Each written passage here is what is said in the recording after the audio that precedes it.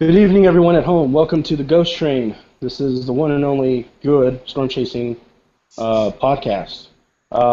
This is the only this is the only storm chasing podcast where you really don't know if the guests are wearing pants or not. I don't know if you ever thought about it like that, but that's very Man, true.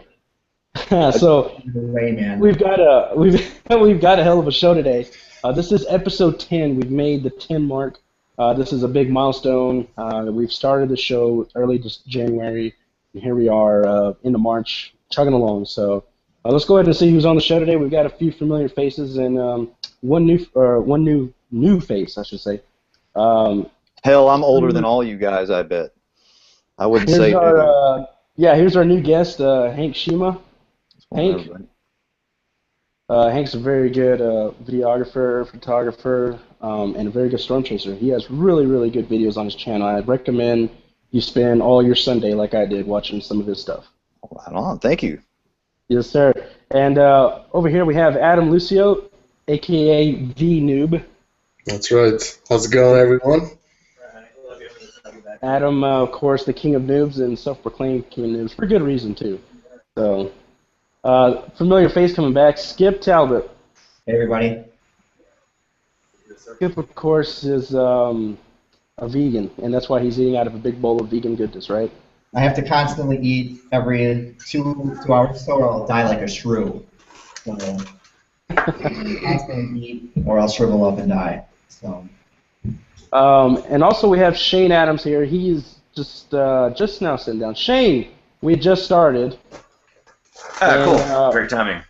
Great timing, and here's Shane Adams chugging down. Was that a Blue Moon? Yeah, it's a 7 horchata, which is my favorite beer right now. Oh yeah. I just want to say that my girlfriend Bridget, is the one who got this thing working. It was a simple fix, but I'm angry and impatient and stupid, and those three don't combine for a good troubleshooting kind of thing. So she fixed it. So she's the reason I'm even here. So thank you to her. I'll tell you what, those may not work with computers, but that works really well with this show tonight. Because I was going to say it works well with storm chasing. That too. And I've got to flip my steak in 7 minutes. So for the next 40 minutes, I'm gonna be in and out, but like you care, so it's all good. We got great people here tonight. You guys don't need me, so just. All right. We're missing James. We're missing James for reasons of that's kind of my fault. So James was in here earlier, and if y'all have seen the show, you know James Gastina. He's always having technical issues, right?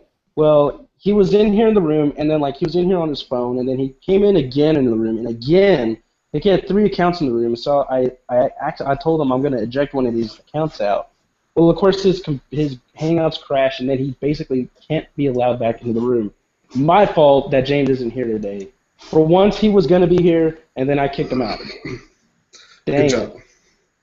I know, I'm such a good guy. All right, guys. Well, we got the nice intros out of the way, so let's jump into our topic. All right, so March 25th, last Wednesday, or I should say just this last Wednesday, was a pretty good day for chasing, I guess. We finally broke our tornado-less March, and I'm so bummed out because I was really hoping we'd have no tornadoes in March so we can live through that history. And, man, didn't happen. So for those who did get tornadoes in March, congratulations. You got some good tornadoes, hopefully. I guess it was really only one photogenic tornado up in Sand Springs, and that thing was a pretty violent tornado, of course. Did cause 1 fatality and some injuries. Was it rated? I think it was a 2. I think it was a 2. I think they gave it a 2. Was it a 2? Well, I'll say there was 1 fatality. But, or was it 2 fatalities? Last I heard was 1. Yeah, I heard 1. Quite unfortunate. It's a sad deal when there's fatalities and tornadoes, and of course early season. I mean, come on, this is, you don't want to hear that, already at this point of the year. But the setup surprised me. I was actually calling the day off at 5:30. I was sitting at home watching radar, calling the day off because I saw the cold front coming. I was like, that's it, day's over. I mean, here comes the cold front, right? And sure enough, within a few minutes, you get Sand Springs going tornado 1. You get tornadoes in Arkansas, and then of course the big controversy is the tornado in Moore, which we'll cover later on in the show. Well, first, let's talk about the Sand Springs tornado. Now, this was as you guys said, EF2, pretty large tornado, big fat cone, elephant trunk, whatever you want to call it. There wasn't too much really good footage that came out. I did see several people with some good footage, but the one piece of footage that's being talked about since that day is from base hunters chaser Scott Peake. Now, Scott Peake is a daredevil of a chaser. I really respect the guy. That guy is awesome. He gets really, really close, in fact, dangerously close, and gets some incredible shots. Now, to some chasers, to certain breeds of chasers, that's a very dangerous thing. They don't really like to talk about it, and they don't like to praise it because it's basically showing a bad image. But first off, let me ask you guys this. I mean, kind of what's your stance on Scott's chasing style of getting super close with, crazy close footage? We'll start with Shane, since you got to go flip your steak soon. Thanks for reminding me, because I already forgot. I don't have a problem. I don't have a problem with his style. I mean, do whatever you want to. My problem with what he does will be addressed later in the show. But I think his style, he's great. I mean, who's doing better than he is in the last 2-3 years? I mean, you can't argue with the results, Exactly. Hank, how about you? What do you think about him? I'm jealous of him. But no, at the same part, when I saw the footage, I thought, man, he's gonna die. That's crazy. I can't believe, and I don't want that, but a little bit more ballsy than I am, I think. Yeah, I mean, ballsier than I would ever be, sure. How about you, Adam? I am also a fan of his aggressive style of chasing. I'm somewhat of an aggressive chaser myself, so I say, hey, if you can consistently get those types of shots, hey, go for it. I enjoy watching the video, so I definitely support the way they chase. I think it's awesome. Yeah, and you brought up a point there. He's really consistent in getting close, so that means he gets a sense of where he needs to be and maybe how close is too close for him. That's, I guess, a very admirable thing there. Skip, how about you? Yeah, I love Scott. He gets in there, he gets awesome shots, and he's always on them. So yeah, definitely a chaser to be jealous of, and he is a very, very aggressive storm chaser, one of the most aggressive.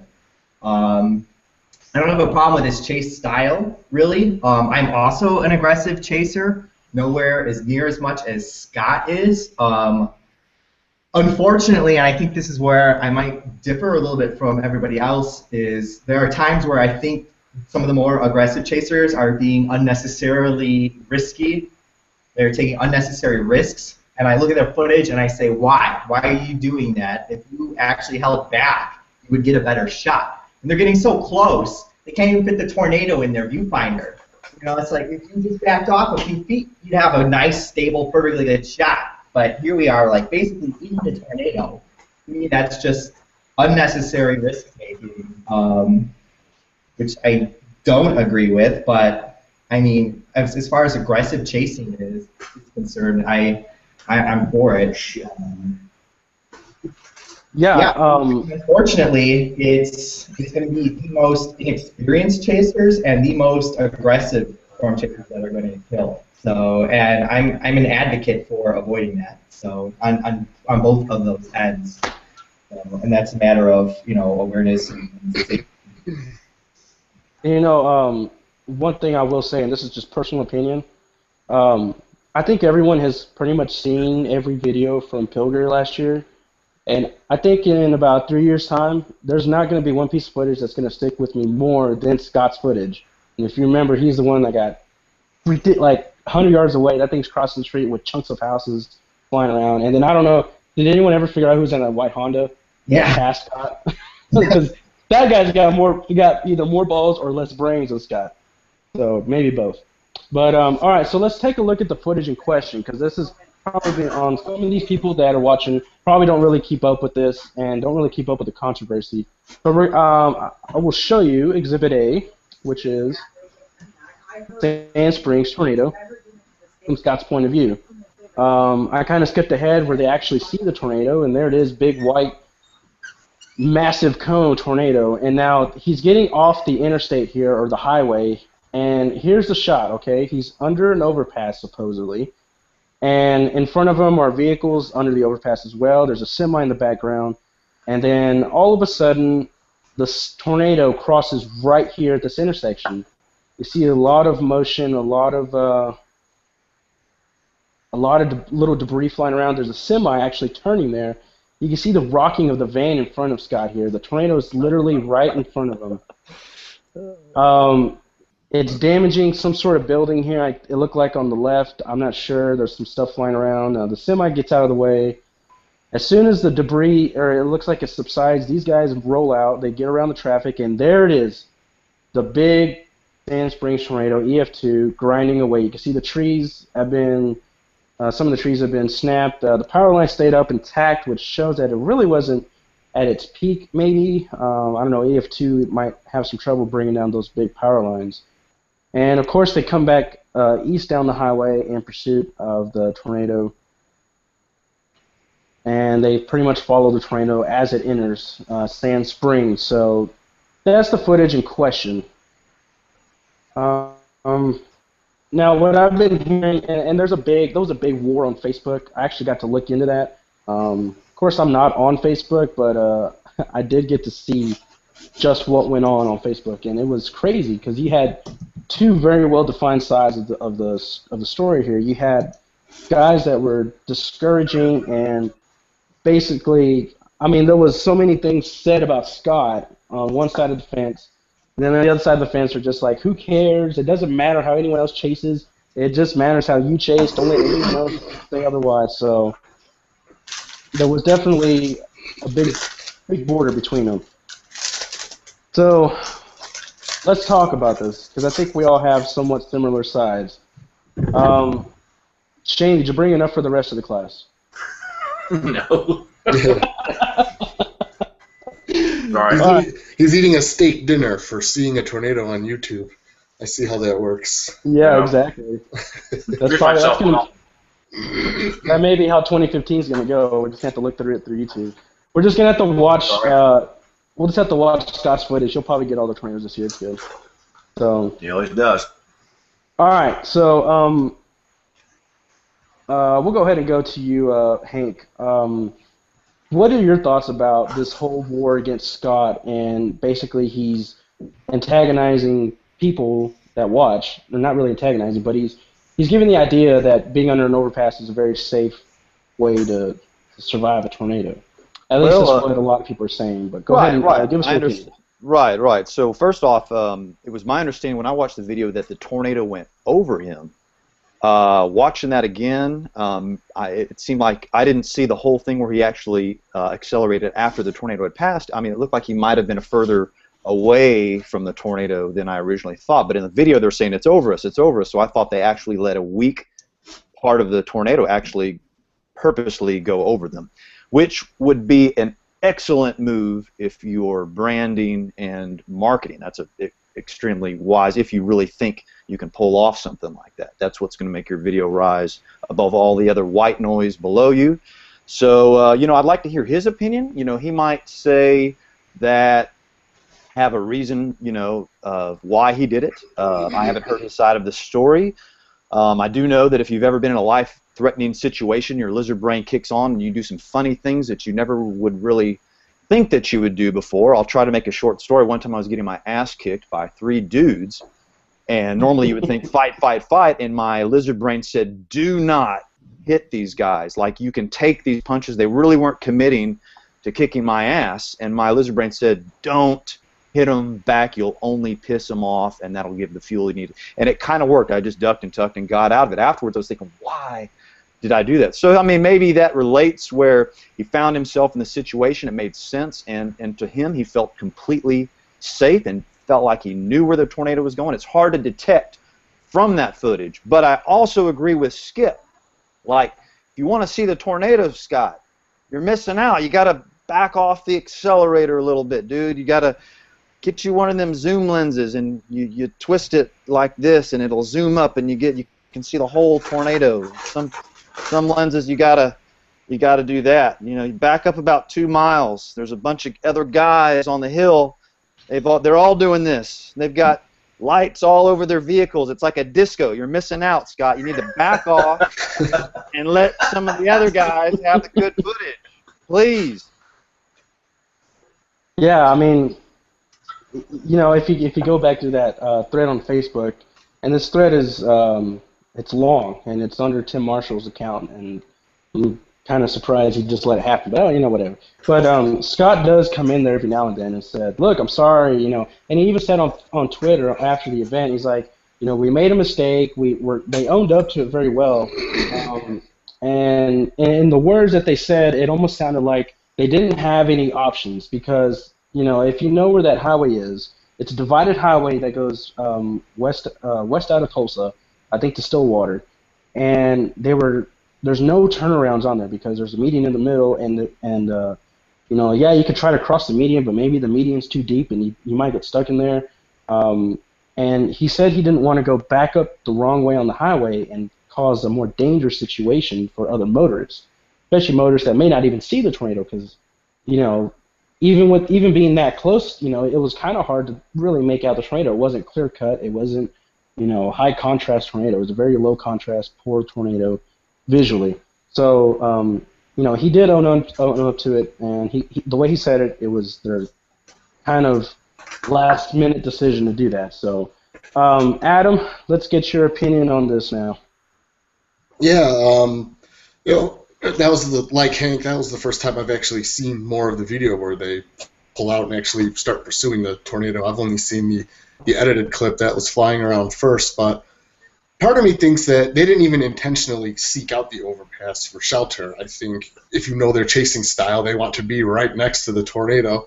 I think the overpass just happened to be there, so it was just more of a coincidental encounter with an overpass rather than them trying to intentionally seek shelter under there. Now, I obviously have no problems with that chasing style whatsoever, but knowing them in their style, when I see the fabricated, politically correct apologies, or we learned a lesson, blah, blah, blah, to me, I'm just like, no, come on.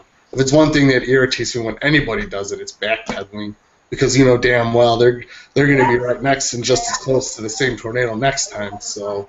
You know, go in, get your shot, do what you got to do. It's great. I love watching it, but spare me the whole politically correct, gotta apologize, you screwed up nonsense. And, you know, I'm no stranger to those types of situations myself. I have, everyone knows about my Wayne encounter last year. I didn't try to apologize or make anything up. All I said was, I made a miscalculation. You know, I don't really owe anyone an apology, and I don't think they owe anyone an apology either. So that's kind of my opinion on that. All right, you know, pretty much well thought out. Yeah, I remember your Wayne, Nebraska tornado footage where you actually had the back window blasted out. Is that right? Yes. Yeah, and caused by the ghost train. Which was a rear inflow jet on that tornado pretty much knocked your window out. So, yeah, you know, we all make mistakes out there chasing. So, Shane, how about you? Give me a second, okay? Sure thing. Am I the last one on this topic? Because if so, we'll just skip me because I got to go do the steak. Yeah. Go tend your delicious cut of steak. Okay, well, I kind of wanted to get Shane's opinion first because I know that Skip has a totally different outlook on this. So, Skip, go ahead and give us your opinion. Yeah. So I really don't have a problem with Scott's positioning at all in the video. He likes to get close, and that's fine. I think Hank really nailed it there, like with his funny story about hanging back a bit. And actually, I think as the tornado is departing through those trees, the later half of that footage is actually a lot better than when he's, you know, near the overpass. To me, that's a better shot. So I mean, that's kind of the shot I'm looking to get. In fact, I would try to be on top of the overpass instead of underneath it, right? Because then you get the nice elevated view. I mean, provided you're not in the tornado. I mean, that's the spot to be, is those perches. I don't have an issue at all with his positioning really, because he was super close to the tornado, but not in it. And I think most of the controversy that was going around on Facebook was that he was filming from a location he was filming from under the overpass, which later turned out that he wasn't. I don't know if you were going to bring this up later or not, Marcus, but Go ahead and bring it up. he posted. Scott just updated his post, and he posted a wider angle shot from where he was parked, and you can indeed see he is not under the overpass, but there's sky above the overpass. They're parked kind of, near it. They're not under it. So they were just probably filming from a location close to an overpass. So I mean that. To me, that nullifies any issue that people are having about Scott being under the overpass. And to me, it wasn't so much that. That wasn't the main issue for me. It was that the video could be construed as promoting overpasses as shelters. So regardless of Scott's intentions or his motivation for being there, what we had was a video showing cars under an overpass as a tornado passes extremely close. And I think a lot of the controversy about that is that that is going to send the wrong message to the public. That's a dangerous maneuver that is now going to be burned into the minds of everybody watching it. They're going to see that image of, wow, tornado passing super, super close. Look at all the cars in the overpass. They're safe. That image is going to be burned into their minds just like it was in 1990 when we had the overpass footage that kicked off this whole thing. And I think that made the shot more dramatic. And I might be talking out of my ass, but I think that's probably why that shot was shown and promoted and sold to the media, because it was that shot. And I might be talking out of my ass, but I think there was a motive for marketing there. And it wasn't so much that we've got a nice shot of a tornado. It's look at how dangerous this is. Look at the overpass. Look at the cars under the overpass. I think that played a big role in that, and I don't agree with that at all. I don't think footage like that should be shown because it sends the wrong message to public safety. And all the media does a really good job. Like, this is dangerous. There's a wind tunnel effect. This is not good. But nobody hears that. Nobody pays any attention to that. All they see is tornado, overpass, and boom. That kicks in like instinct in their lizard brains then when that happens to them on the highway, and they do the same thing. So I think we really need to not show that footage, not sell that footage. And it's not like that was Scott's only shot. That shot of the tornado moving through the trees afterwards was a better shot. Like, I think that shot should have been sold to the media. You could have made a lot of money on it. It was great. I think that overpass shot should have been cut, just from the standpoint of public safety. Yeah, that's very, very good points. And I just said this before the show to these guys. I mean, it had to have been some sort of marketing idea to actually release that part of the footage, because if it was me and I was in a position to, and I don't have any connections with the media, I don't make money off of doing this, but if I had gotten that footage, there's probably a good chance that footage probably would never see the light of day. And the only reason being because, yeah, it's dramatic, it's close, you see the cars wobbling around, and you see a tornado for 5 seconds in front of you. But you could have a lot of controversy with that shot, just as we've seen. And I really wouldn't want anyone else to just start ripping into me because I did this little maneuver, and then I'd post that shot when he gets behind that tornado and looking at it. That's the best shot of that whole day right there. And that's definitely the one I would have shot for. But Shane, you're back. Let's hear your opinion on this footage here. You know what? Take the overpass out of the picture. Take the overpass out, and it's just another Scott Peake video. And I don't mean that as an insult, but it's like, 15 years ago, that's amazing. In 2015, it's every day. It's like, hey, bottom 100 feet, condensation, wisps, debris, dust. Whoopity-doo, Basil, whoopity-doo. What does it mean? It's just not a big deal anymore. So if you take the overpass out of it, it's just another ENG sale. That's it. Because the overpass is there, that's enough fuel for people like Doswell and all these archaic arguments that come out. That's the black and white of it. The thing, and Skip kind of touched on this, the thing that bothers me about it, I don't give a shit what they do. I don't care if they die. I mean, if you're going to put yourself in that situation and you die, sorry, cool dude, glad I met you.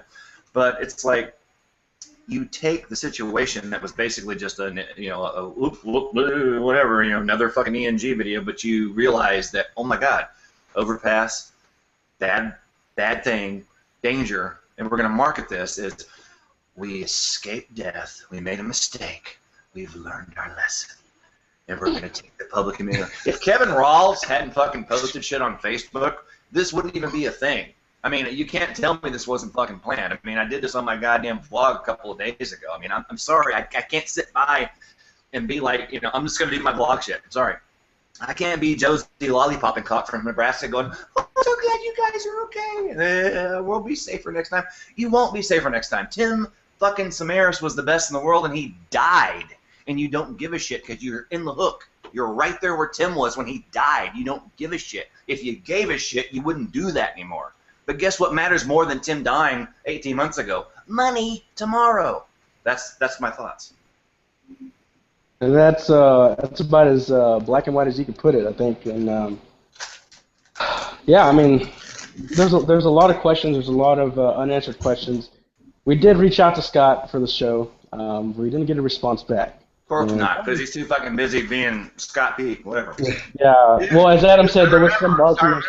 I remember when you were at fucking Rob Zach's party and you stood in the corner because you were too shy to say anything. Did you take a Superman pill? Did you fucking sign a deal with the devil? What happened, dude? You were nobody, and now you're like Scott Peake. I don't get it. He realized that getting that close is the big money making thing nowadays. So I don't know. Man, I got a question for you guys. Has everybody given their run through? I think, right? Yeah. Yes, sir. Okay, so overpasses. How many people died by seeking shelter in overpasses? I only know of, like, in the Moore, what was it? In one of the Moore tornadoes, I think it was '99. 3 people died in an overpass, as if they wouldn't have died if they were 50 yards away from the overpass or 100 yards away from the overpass. In Newcastle in 2011, I drove over the overpass right after the tornado sucked that car out from underneath it. Those are the only deaths that I know related from people under overpasses. Now, I guess it's not necessarily that it's a what-if scenario, right? Like, okay, we've all been chasing and gotten stopped and the freeways clogged in hailstorms because of people stopping under overpasses. Now, worst-case scenario, a tornado hits because some assholes stop and kill other people. Like Shane says, I don't care if you kill yourself. Don't kill other people. Let's send a message. But realistically, how many people have died from being under overpasses? Or is it just a what-if scenario? Because I can say, Shane, you're eating potato chips, man. Don't you know that heart disease kills 1 out of 4 people in America? What kind of message are you sending?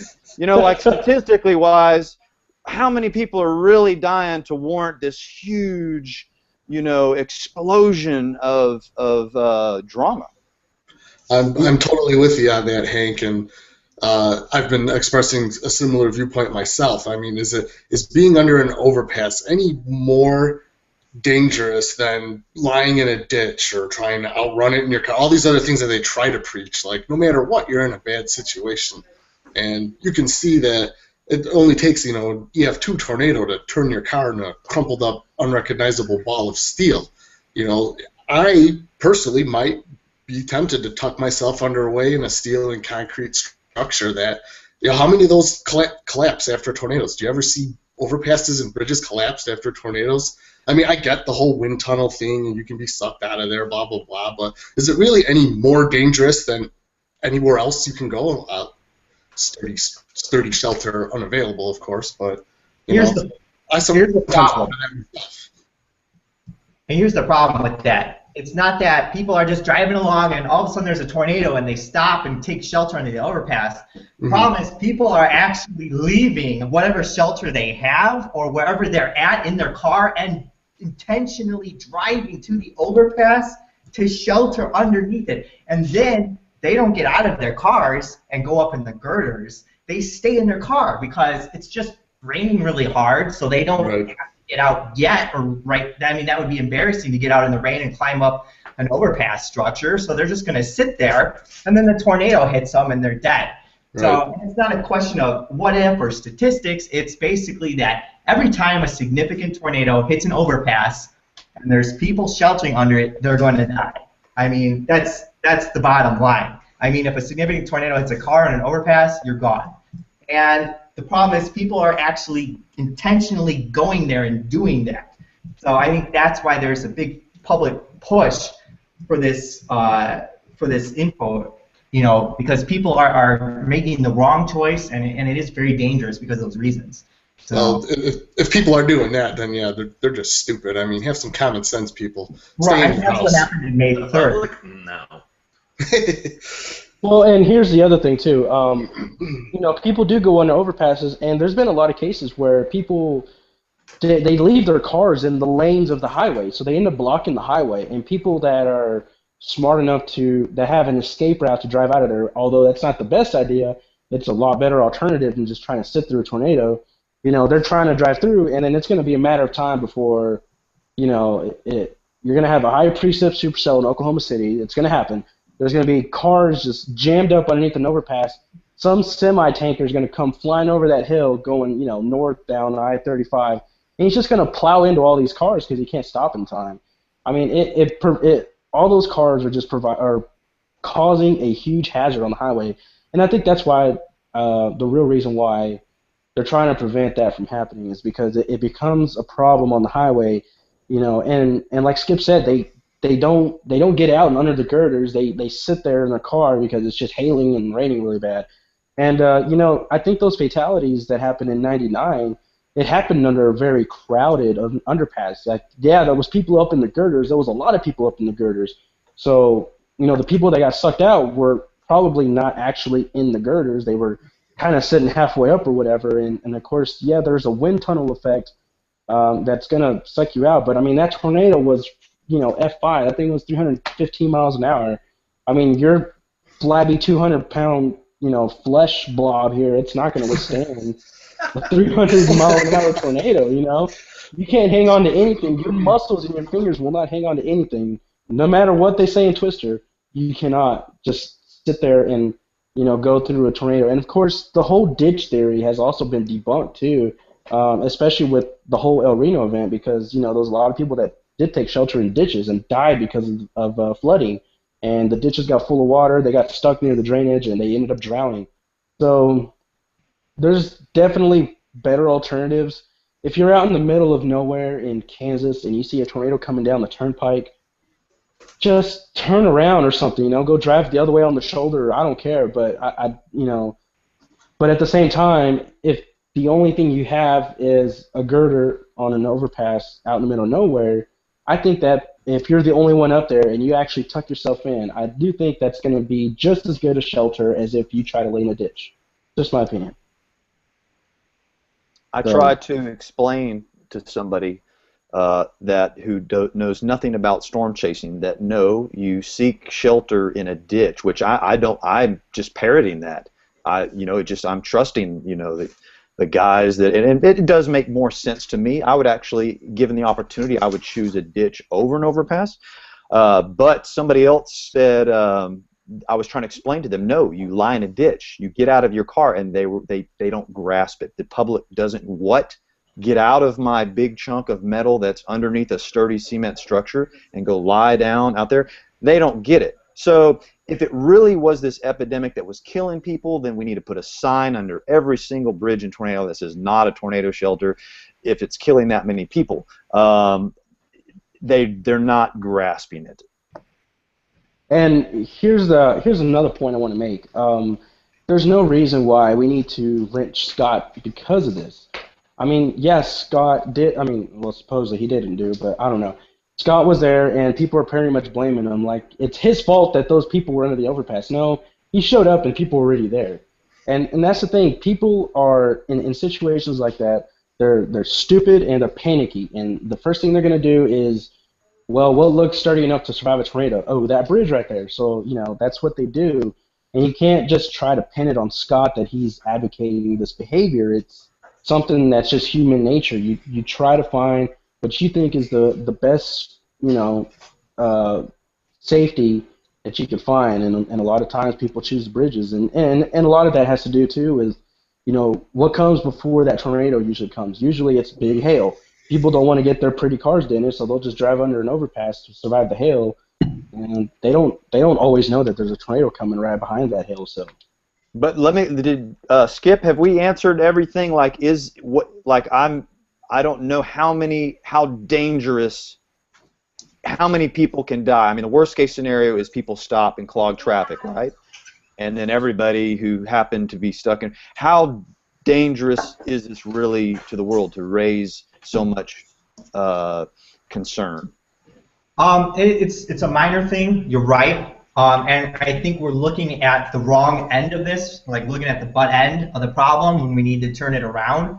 And I mean, what we need are people having a plan and taking shelter, you know. And if you find yourself in this situation where you're choosing between overpass, girders, and a ditch, you fucked up several times already. So you weren't paying attention to the watch, you weren't paying attention to the warning, you're driving into a storm, and now there's a tornado. I mean, you've screwed up all down the line to get into that position. And it shouldn't be the debate there at the bottom, like, is it ditch or overpass? It should be like, no, you shouldn't have made the 5, 6, 7 mistakes you've already made to put yourself in that position.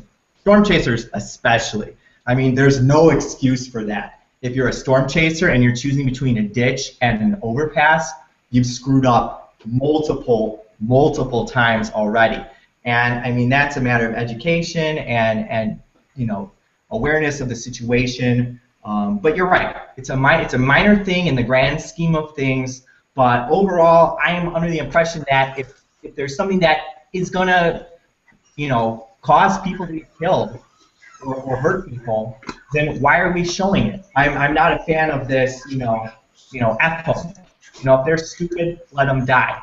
I don't buy that at all. I think all life is precious, and if somebody's going to promote something that's dangerous and it's going to hurt people for the simple fact of making money, no way, man. And even if it's something trivial, you know, I don't agree with that. With, you know, sacrificing some safety for that. I mean, yeah, this whole subject is just full of problems. It's got a lot of holes in it, and you know, Skip makes a lot of good points. You know, looking at the other side of the spectrum. I mean, we shouldn't be saying, well, don't blame Scott for doing it. We should be saying, well, why the hell were those people there in the first place? Like, why weren't they prepared for a day where there might be tornadoes? I mean, it was a moderate risk. I mean, usually moderate risk kind of sounds off the signals that, you know, there may not be a lot of tornadoes, but there's going to be some really, really severe weather. And, you know, that's something that people that are driving or doing their daily business, they need to understand that. And I don't think we should be focusing too much on how to properly survive a tornado as more than we should be talking about how do we not be in a situation where we have to make that decision.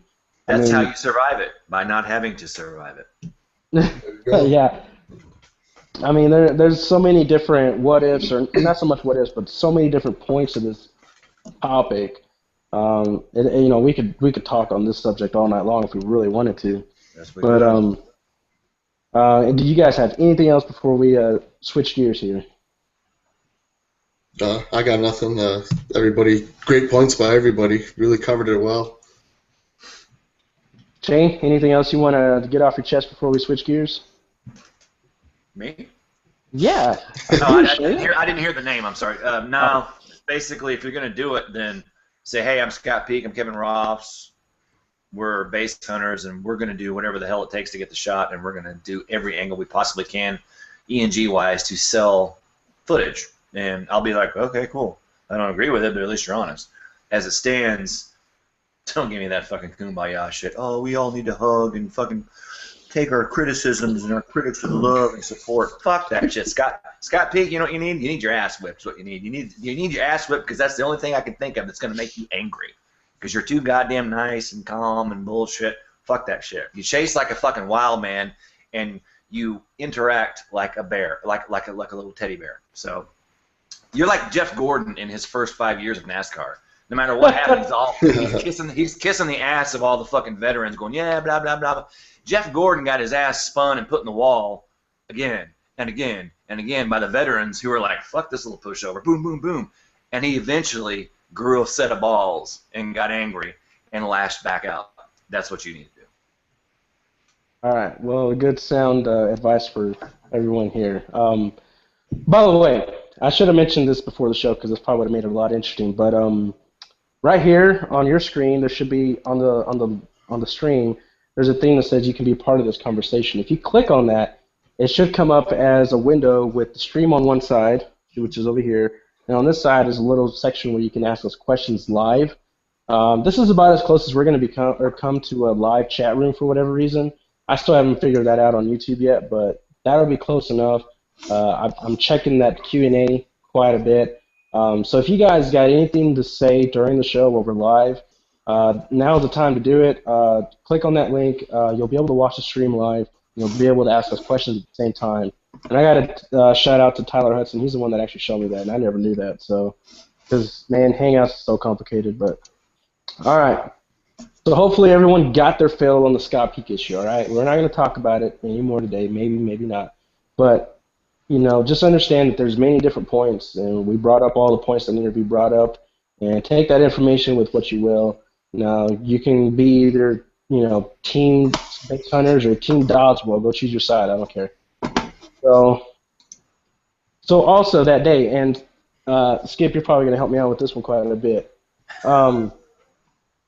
That day, a tornado went undetected, so to speak, by the National Weather Service of Norman as it tore through Moore, Oklahoma. That's right, May 25th, March 25th, sorry. Moore, Oklahoma was once again hit by a tornado. And actually, I think they said it was multiple tornadoes. So it was kind of a weird mesoscale accident type of event. Skip will go through the kind of break down what happened during that day. He's got a lot of good information on that. But the biggest controversy coming out of this one is that the Weather Service did not tornado warn the storm until after the fact. Well, actually, they warned one part of the storm and said, oh, wait, never mind. Let's warn this part of the storm. And so it really threw a lot of people for confusion. It did produce damage and more. Cars were flipped on I-35, and all while being shot live with news helicopter. It was actually recording everything.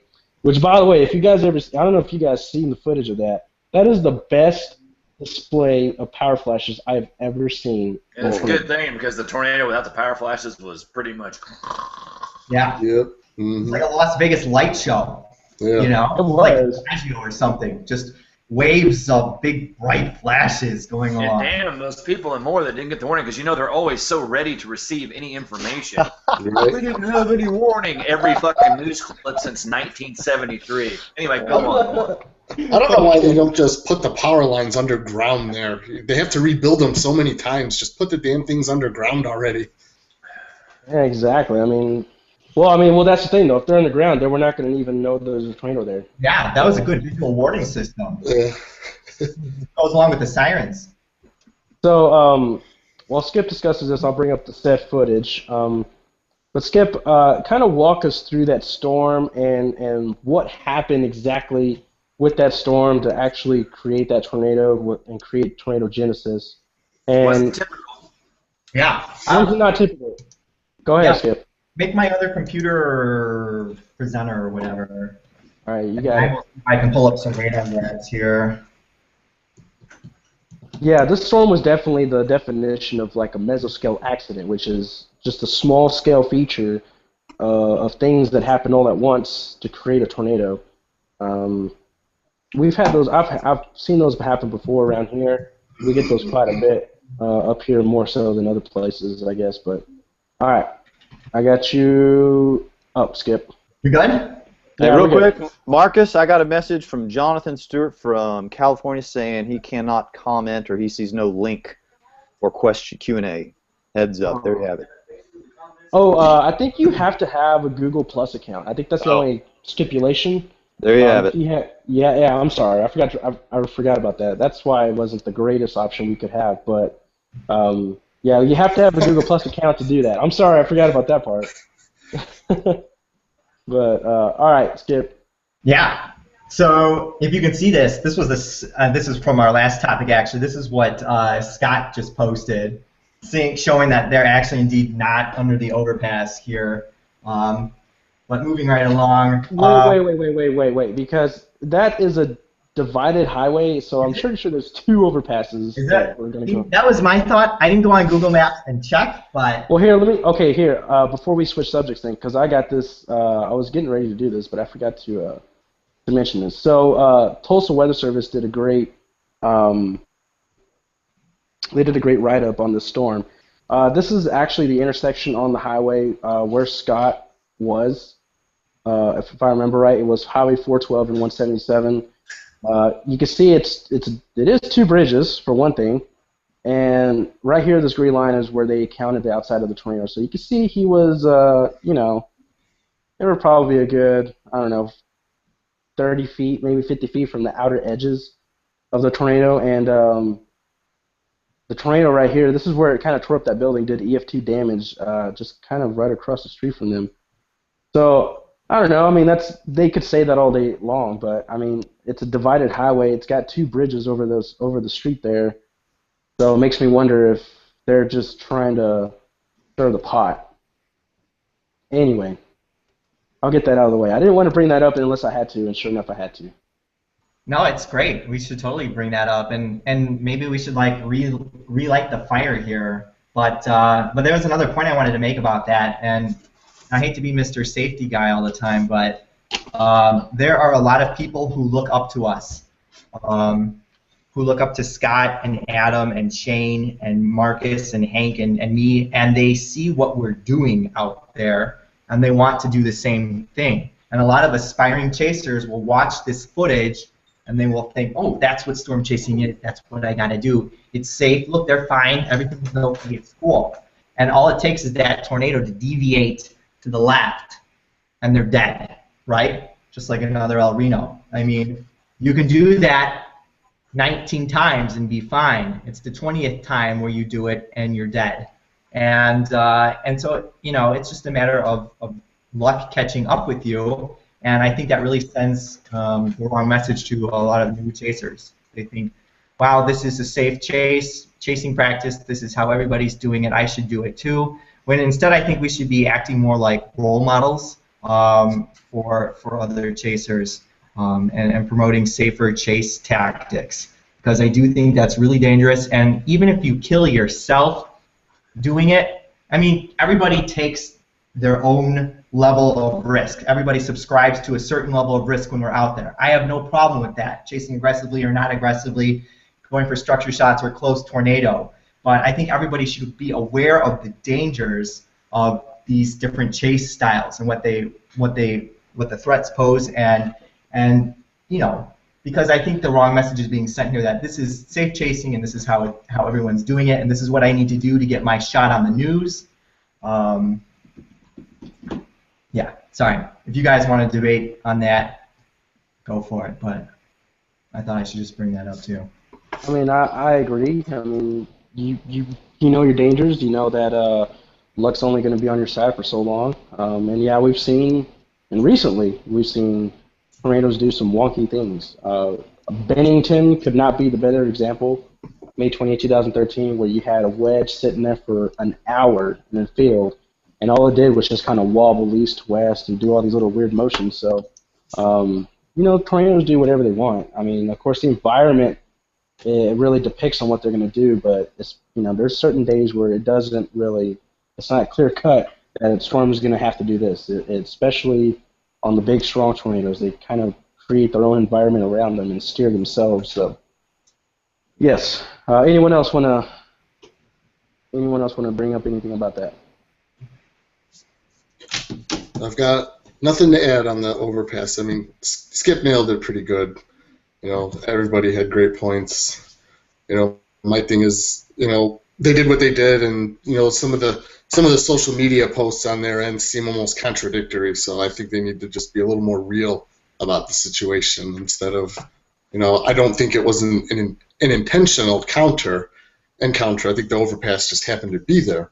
But again, I'm not a big fan of backpedaling and trying to play the PC card. Just call it for what it is, say it for what it is, and go from there. Don't pretend like you're playing one card while completely doing the other. This isn't poker. This is storm chasing. So let me ask you this: do you think the whole tactic of going under that bridge do you think they were thinking to themselves, all right, so let's do this so we can get a crap load of people seeing our footage and selling it No, to the media, and no, then I don't think they intentionally did. I think, like I said, they wanted to be close to the tornado, and the bridge just happened to be there. I don't I don't think they intentionally put themselves in that situation for that purpose. Now, granted, once it happened, I'm sure, they realize after the fact, hey, this is what we can do with this now that it's happened. But, right. but I don't know. I wasn't in the car, so I can't say for sure. But that's the impression that I would get, knowing that that's their chasing style. They just want to be close to the tornado. The bridge just happened to be there. Right, and their excuse is somewhat of a good one, but I don't want to I just don't want to take their side fully on that because it is a divided highway. There's no real turnarounds. You have to kind of get off and wait and go underneath the bridge. But because I think sitting under there and risking your own life is probably a better maneuver than trying to drive the wrong way down that highway and risking other people's lives. So but yeah, I think after the fact, I think they thought, hey, this is a good way to kind of spark some viewership and kind of get some eyes on us, and so they definitely took advantage of it. And I think they're going to come out on top of it. Sadly, there's going to be a lot of people that don't like them, but you know what? Who gives a shit if you're getting those big fat paychecks from the media? From now on. So, Hank, Shane, anything from that? Scott, nah. Let's cut him some slack now. We've lifted him. Let's move on. Alrighty. Well, Skip, let's jump into this more Oklahoma tornado. You got the screen up here showing us some good stuff here. So let's talk about this. Yeah, so I whipped this graphic together really quick, just looking at the radar for a few minutes. I didn't really do an in-depth analysis on what happened here. I think that takes some real time to do, and meteorologists are probably working on that right now as we speak. But what I saw were these storms, and these are storm complexes. They're not discrete supercells at all. They're very much messy. We got 3 messy complexes here, and there was a very distinct boundary here. And a couple of people tell me, no, that's a cold front. Cold front or outflow boundary, it's clearly being influenced by outflow. I mean, these storms are deforming the boundary, definitely. So I looked at that and right off the bat assumed it was an outflow boundary. And so what we saw here was this boundary south of the storms. And I think a lot of people saw that boundary and they saw these storms and they're like, oh, the storms are behind the boundary. There's no tornado threat here. And I think Norman was really assuming that. And general rule of thumb, if your storm is on the cool side of the boundary, it's not going to produce. But it can sometimes. And actually, that middle storm produced a tornado near southwest of El Reno, I think. There was, let me see if I can pull the radar up from that. Yeah, sometime about this time here, there was a tornado. It was actually a little bit before that. A tornado came out of this thing. There was a funnel cloud report on Spotter Network, which I'm always skeptical of, right? Because we've got 30 storm chasers on this storm, and somebody's reporting a funnel cloud, just one, right? I think, okay, it's probably Scud, whatever. But then I saw a picture of it. No, there's a nice cone funnel coming out of that thing, and a likely tornado, and it's behind the boundary. So you're like, what gives? What's going on here? And actually, there's probably enough instability on the cool side of that boundary, surface instability, that we can get a tornado still coming out of that supercell. So that's going to be a great case study to study the environment on this day, because we're getting surprise tornadoes here. Nobody was expecting that. And it could have been that the lead cell was kind of seeding the environment for the next cell down the line. There's rare instances where actually the conditions for tornadoes improve after the first storm goes through, because that storm's updraft actually removes some of the convective inhibition, it lowers the LCLs, it moistens the low layers. I think the Cape can actually go up in rare instances because of that. So we had a brief tornado behind the boundary, and that was not expected. It was not warned for. There was a severe thunderstorm warning. And then that tornado hit more. So I'll pull that up here. Marcus will show the video. See if I can get my shot back. This is not working. Hang on a second. Yeah, well, let me get that video real quick that I forgot to get. Thank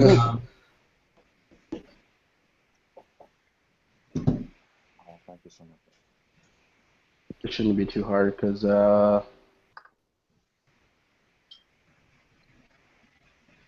Okay, yeah, I got this.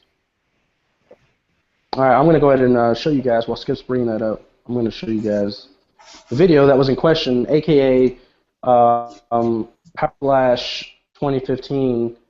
Um, so here you go. The tornado. It's really hard to see, but you see all the power flashes. Look at this thing light up the ground. This was live chopper footage. This is different than I don't remember which station actually got it. I think it was KWTV was the one that was doing it. That was kind of the big popular video. That is, I believe that's Interstate 35 right there, where you see the trucks driving on. So I agree. It's hard to see that there's actually a tornado there. But there, right there it is. You can see it kind of swirling there in the center of the screen. Really low contrast, so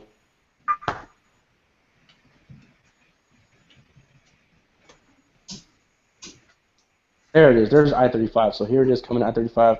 Here it is doing some damage to some buildings.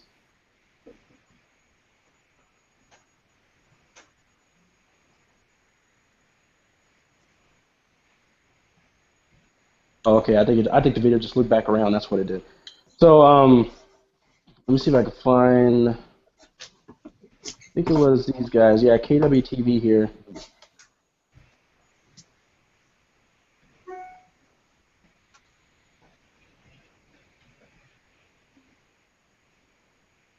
There you see it right there. So yeah, this was it wasn't really a clear-cut tornado. A lot of people. I mean, it was really hard to see. I think there was some pictures actually from Norman, and I believe people were at the weather center, and you can actually see the funnel halfway down to the north. It was a bowl funnel above all of this because you could tell it's just a grungy looking storm. You got all that precip behind it. Can't really see what's going on.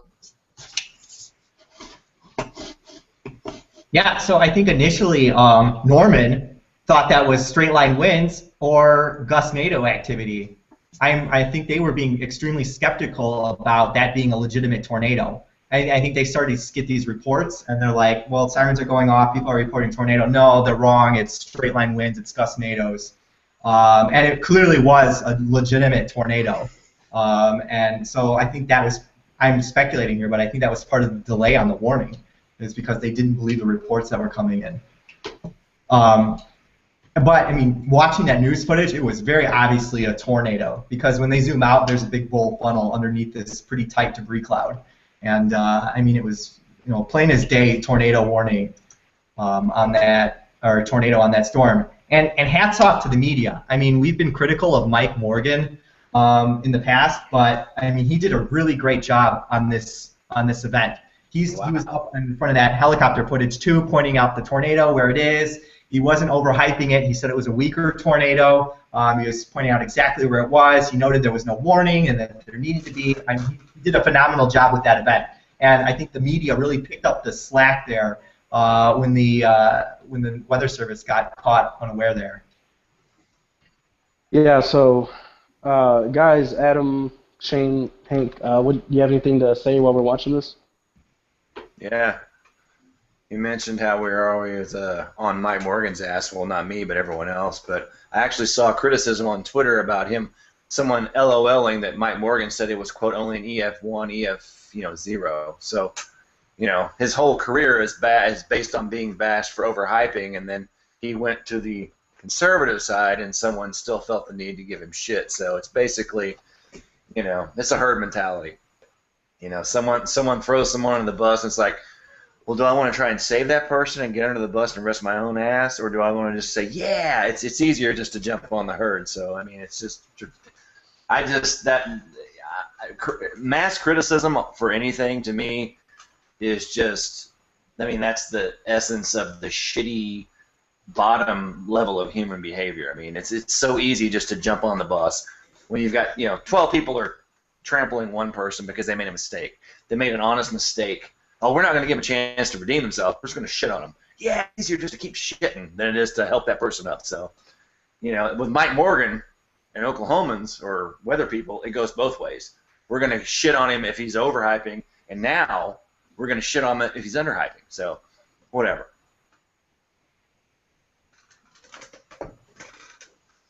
Yeah. And that's not the biggest bundle of fireworks I got tonight either. I haven't even opened the big bundle yet. So. Sweet. Can't wait. Yeah, I think I know where you're going with that one. So. All right. So yeah, we saw the video. So yeah, there it was. It was pretty clear that it was a tornado at the time. So Skip, what do we got going here? We got some more. Yeah, I got KTLX level 2 radar grab up here, and the tornado was super obvious on the radar at this point. And there's still no tornado warning here. We had just a severe thunderstorm warning, but a very, very obvious tornado now on the radar. You can see on the left pane where the reflectivity is, we've actually got 2 hooks. There's this nice big red curly Q at the top there. That's a supercell. That's an embedded supercell up there. And it might have been partially elevated because, again, it's on the cool side of the boundary there. Or it might still be pulling in some of the surface-based parcels like it did earlier by El Reno. But I don't think that one produced, actually. It was the hook to the south. It's a little more faint to make out there, but you can see that little green-yellow curly Q coming out of the front of that boot there at the bottom. That's another little hook, and that is not supercellular. So that's what's really weird about this event is that this is not a supercell down here. This is like flanking line convection. This is a little bowing line segment. This later bows out. So that's what we call a quasi-linear convective system, QLCS. And they produce tornadoes, but they are hard to delineate. What? Say again? They're hard to delineate. Very hard to delineate. Oh yeah, I mean, you but want. if you're AccuWeather, and you fucking blanket warning 5 counties ahead to cover your ass, boom, you're good. Oh, someone got the can opener, huh? We'll get there. But yeah, I mean, they're extremely hard to forecast with any sort of lead time, and they're difficult to pick out. You can see on the right there we have a great little couplet. I mean, super nice couplet. That's a tornado, no doubt. You look to the north, what's going up there? It looks like we have a couplet, but we actually don't, because you'll see the orientation of where the red and green meet there. That's actually showing some sort of downdraft, because the way that the line between the corresponding color values, that orientation indicates whether you've got either rotation or convergence or divergence. So we've got some sort of downdraft to the north there, but we've got a nice couplet here on the southern end. So yeah, tornado definitely in progress. We needed a tornado warning at that point for sure, and by then the Weather Service was probably typing it up. But what was also interesting was they actually warned for the embedded supercell first. They put a tornado warning on that top hook first, and then they warned the bottom part. So this is just guessing on my part, but I think they're actually caught really unaware by this. They're probably really busy. They're warning all of these storms with severe thunderstorm warnings. They're taking in all of these reports, and here I am. I'm just sitting at home, eating my giant bowl of macaroni here and watching Mike Morgan like, it's a tornado, it's a tornado. And I'm like, shit, yeah, that's a tornado.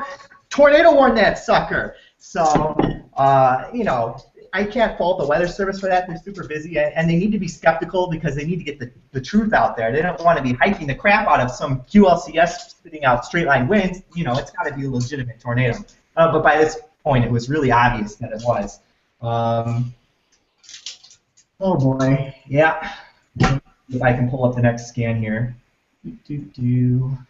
Are you guys seeing this? Because I see nothing. Are we supposed to click on it or something, or Marcus, are you captaining the show? It should be showing. I see an I see bottom a screen. circle with a cloud deck and a guy taking a picture on a dirt road. I clicked on Skip's other monitor that he's got, so I've got it up on my screen. I can see it on my other computer that is using my streaming video. It is it's coming on the live stream too, so I'm watching the live stream also. All right, cool. I'll go ahead and continue as long as you guys see it. So this was kind of a drawing I did of what's going on here, and it looked like the storm initially was behind the boundary, but if you look really closely at the radar, see if I can pull this up here. If you look really closely at the radar, it's actually not. So we had this boundary here, this what I think is the outflow boundary, and it might be also coinciding with the cold front here too. But if you follow these little blue dips on the radar, you actually see there's this nice little notch right there on the bottom of that storm. And that's an inflow notch. Basically, that boundary is getting pulled into the hook. And whenever you see that, that's a huge red flag that you're going to get a tornado. So whenever you see a hook, interacting with a boundary, that's absolutely a tornado time type situation there. So, and what we call that is a mesovortex, because we have that little curlicue hook forming on the leading edge of a QLCS, rather than a supercell here. And a closer look at the at what's going on there. You can see that little curlicue hook there. You can see the boundary bowing out there on the bottom, and there's another boundary coming in from the north, and there's that little kink, and that tornado there forms on the occlusion where that boundary gets sucked right into the hook, and you've got that little inflow notch right there. So I mean, it looked great on the radar, and the reason it looked great on the radar because it was super close to the radar, which is another point that if this thing happened way out in, I don't know, western Oklahoma or central Missouri or somewhere, the severe thunderstorm warning would have been on it, and it never would have gotten a tornado warning because A, there wouldn't be any helicopters on it because Moore's not getting run over right next to the huge weather market of Oklahoma City, and B, the radar would be too far away to actually see this. Because this tornado is not associated with a deep mesocyclone, we have a very low feature here, low to the ground relation. So it was the terminal Doppler at the airport and the proximity to KCLX that made this show up. If it happened elsewhere, we probably wouldn't even know this tornado existed. Right? Exactly. So, so that's what this tornado had going for it, and it was not obvious at all that this was going to happen. I mean, it was only like as it was going that we said, "Oh crap, there is a tornado there." I don't think that you could forecast that with any sort of reliability or lead time. Here's a photo of these. Here's a photo from Moore. I love this shot. This shot is textbook QLCS tornado structure. Describe it to me. So here's what we got here. We've got the updraft base, and I've actually labeled it here. If you follow that updraft base around, it makes this beautiful little curlicue here. And that curlicue is the hook. Basically, you're seeing a manifestation of that hook structure you see on the radar. That's it actually manifesting in real life there. So you're seeing that spiral of the hook of the updraft base wrapping around it there. And then on the right, you've got that little divot, that kink. And you normally look at this and you say, hey, that's a shelf cloud. But if you actually look at the shape it's making, you say, no, it's got this nice curling, it's got this nice curl here. It's got a big pronounced inflow notch kink. Those are all great visual cues that you've got a QLCS tornado here, and your tornado is going to form right underneath that curl. That inflow notch is a little arrow pointing to your feature. So as spotters and chasers, they should be able to see the structure and immediately go, bam, that can produce a tornado. Even if it's just got a severe thunderstorm warning on it and it looks like a shelf cloud, that should be very obvious that this thing could drop a tube, because that is, in my opinion, absolutely textbook QLCS tornado structure. So. Real quick, I saw an example of this now that I kept thinking about it. May 11th of 2014, I was chasing those storms down in central Kansas, and basically it was a freight train of tornado-warned storms kind of going, southwest to northeast, and the Talk first about storm. May 10th? May 11th. Wasn't that? That was the Mother's Day storm, wasn't it? That was Nebraska. That was May 11th was Beaver Crossing. May 10th was the southern Kansas, right? Well, on May 11th, the day that Nebraska was sitting under a moderate risk, down the cold front. Oh, all right, right on. Okay, happened again. Taking their setup. So I can confirm there were shitty storms down there. Well, we got on those storms near Kinsley, up north, a little closer. Or further north, I should say. And the second storm coming out of Kinsley, I thought was done because we saw the structure on it, big shelf cloud. I'm thinking, all right, well, the cold front's coming through. It's going to kill the storm, but we'll watch the structure. Well, as we were trying to outrun the storm northeast, on the northeast corner of where that storm was, or where I thought the main base was, there was a wrapping around, really rapid wrapping of this area. And sure enough, we had a really strong, or not strong, but just really strong rotation, but it produced a tornado for about 30 seconds or so, and now that I know that that's what happened, it was basically a carbon copy of what happened here, Skip. So now I understand what, everything. Because I hope all your noobs are taking notes of what Skip's saying, because y'all are going to be quizzed on it later. But, Yeah. So, all right, Skip, let's continue on here. So, yeah, I mean, you see this. I mean, a spotter should, to me, this is how it should have happened, is a spotter should see this structure here, and they should be able to communicate that to the Weather Service, and the Weather Service should go, oh, shit, yeah, we've got a QLCS tornado forming here, damn tornado warning, and it comes out. So, I mean, that's kind of what should have happened there, I think. Let's see what else I got. Oh, you're relying on spotters to recognize radar signatures? Never. Yeah. They don't recognize real world signatures half the time. That's true. They probably didn't know what they were looking at if they did see it. I don't blame them for being skeptical of those reports, because I saw those reports coming in and I was like, storms behind the boundary, what are these people seeing? Yeah. So I don't blame them at all for being skeptical on that. There's a difference between targeting a warning based on its storm proximity and blanketing 45 counties ahead. So no matter what happens, you're right. Okay. Yeah, we'll get there, Shane. We'll get there, Shane. Trust me. Yeah, we're gonna tear into AccuWeather for sure. Anyway, this really showed the difference between the mesovortex and the supercell, I thought. On the top there, we had an embedded supercell, and you can see there's a little curling hook in there. So that's a supercell structure. That's the RFD wrapping into the hook. But then if you follow it down from there, it's actually bowing out. That's kind of like the flanking line, or the RFD gust front. That's kind of bowing out like you would get out of a QLCS. And there's another hook coming right out of the leading apex of that bow. And to me, that's not a supercellular structure at all. That's a mesovortex on a QLCS, and we had both going there. And if you look at the boundary there, the boundary is getting ingested into the mesovortex hook, and the supercell hook is behind the boundary. So looking at that, I would say the supercell is not going to produce.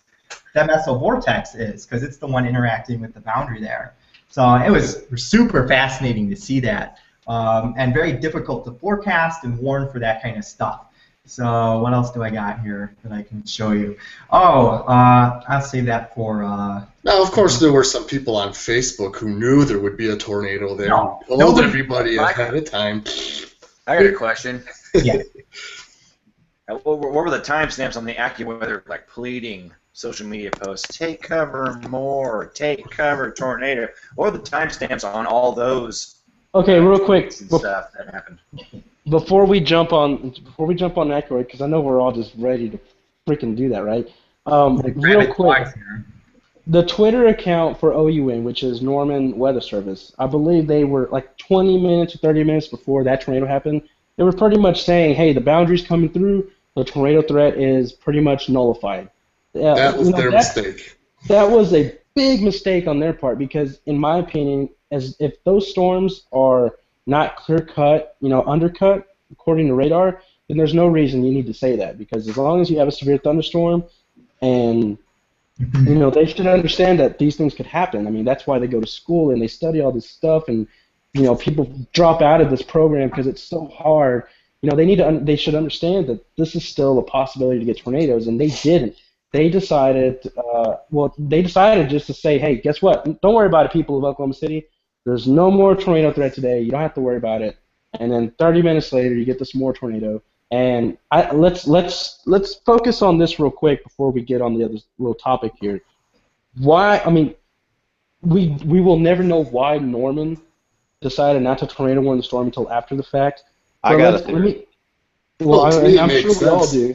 It makes sense why they only severe warned it.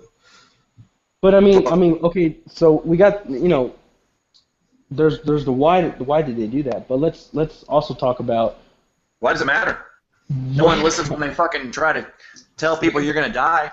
24 people died on May 20th, 2013, 28th. And there was a live shot of the rain-free base an hour before the tornado plowed through all those schools.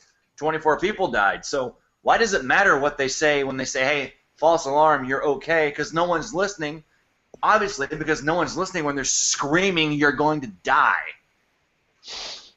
Oh, and yeah, that's very true. I mean, I think they scream you're going to die 4 or 5 times a year. more gets hit all the time. And most of the time, it's a classical, recognizable pattern of a giant supercell with a giant fucking updraft that produces a big fuck tornado that kills people and destroys lives. And they scream at people an hour before their loved ones die. They're going to die, and no one does anything. But now, because, oh, shit, well, a couple people lost roofs. No one died, a couple of injuries, maybe a broken arm. Oh, we weren't on top of that. Now it fucking matters what they say. It goes both ways. Either you're in or you're out. Well, I mean, the only thing I'm going to say is this event is going to pretty much really hurt what little credibility Norman has with the local weather out there because, like you said, there's a lot of people in Oklahoma City that probably don't even care what they say. They get their information from KWTV or KFOR. That's the one and only source for weather, or another third-party weather source. Yeah, and that's. That's why they're going to die in the future. People will die Exactly. that didn't pay attention. People that are bitching about the Weather Service and Norman, oh, you missed one. You've been saving our ass for 99 fucking years, but you missed one. You missed one that didn't kill anybody. Yep. Tipped over a few cows, ripped off a few roofs. Oh, we're all insured because everyone in Moore's got goddamn fucking house insurance. I hope so. We're going to give you shit. Never mind all the people we saved on May 3rd, 99, October 4th, 98, May 8th, 2003. Should I go on? Fuck them. Fuck those people. Agreed. And a severe thunderstorm warning will mention that severe thunderstorms can produce tornadoes with little or no warning. You actually have to read the damn warning. Don't just know that there's a warning out. Actually read it and see what it's telling you. Hank, you've been kind of quiet about this. What do you think? Man, I'm really fascinated with this system, and I'd love to see the case study. I was watching from home and kicking myself when I saw El Reno. That fat hook was just gawking and slobbering, and saw the outflow boundary, the clear outflow boundary, way ahead of the storm, and thought, okay, good. That day we were all expecting these storms to go pretty soon. At least I was, and so when it happened and it materialized in near El Reno, and you've got this, beautiful Cape Cod hook echo thing happening, and then it's coming. I have a theory that Billy, who was in charge of watching that cell, and Randy, who was watching Tulsa, and Steve was watching Arkansas, and Billy saw El Reno and saw that outflow dominant, that boundary, and he said, smoking break time.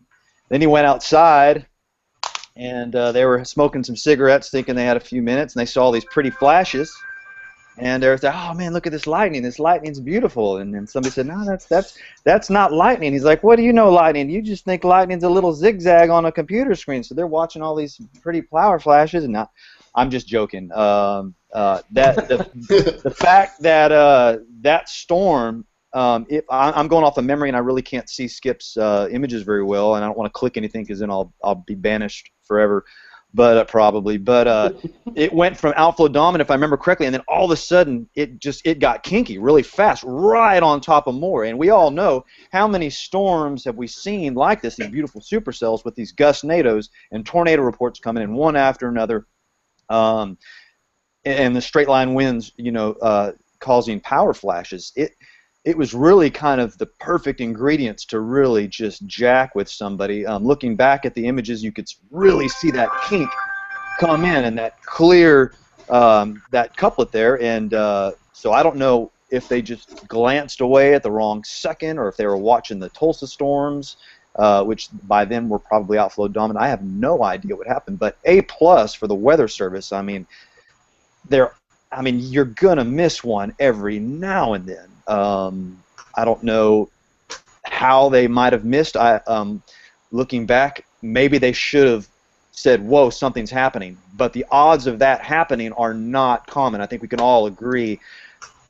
You can pretty much write it off. Now I have to rethink that whole logic and stick with that storm a little longer because it might do what this Moore tornado did. Exactly. And, they're gonna miss one. These people have to make a forecast every day. They have to stare at a blank radar screen 10 months out of the year they have to stare at nothing, and so it's just And there's got to be at least one intern in the office, right? of Cracking course. jokes, and there's probably there might be a hot chick there, so cut them some slack. Yeah, distractions quite well. So, Look at his YouTube page, and it's hot chicks all over it. yeah, so so it was a mess up on their part. I mean, they probably should have been watching this a little closer. They probably should have seen what might have been happening. I mean, Skip pretty much laid it out there. He laid out pretty much what happened, how this happened. Oh, man. Skip, how long did it take for that kink to kick in there and that inflow jet to rock in? It happened pretty quick, didn't it? Yeah, it was kind of this process that was unfolding here. I've got a radar scan up from Skip. 618. And you can see a little kink in the outflow boundary, but to me, just looking at that, what that looks like is two intersecting outflow boundaries. You've got one ring intersecting another ring, and there's that little kink there. And I'm looking at that, I'm like, okay, so what? It's a kink in the it's like intersecting outflow boundary. Whoop-de-doo. But what you don't see in the radar is that there's an updraft base sitting right on that kink. And so if you knew that, you'd be like, well, shit, man, that's not good. We got to watch that real close. But at this point in time, just looking at that, would you know that a tornado is going to hit more? No, you don't.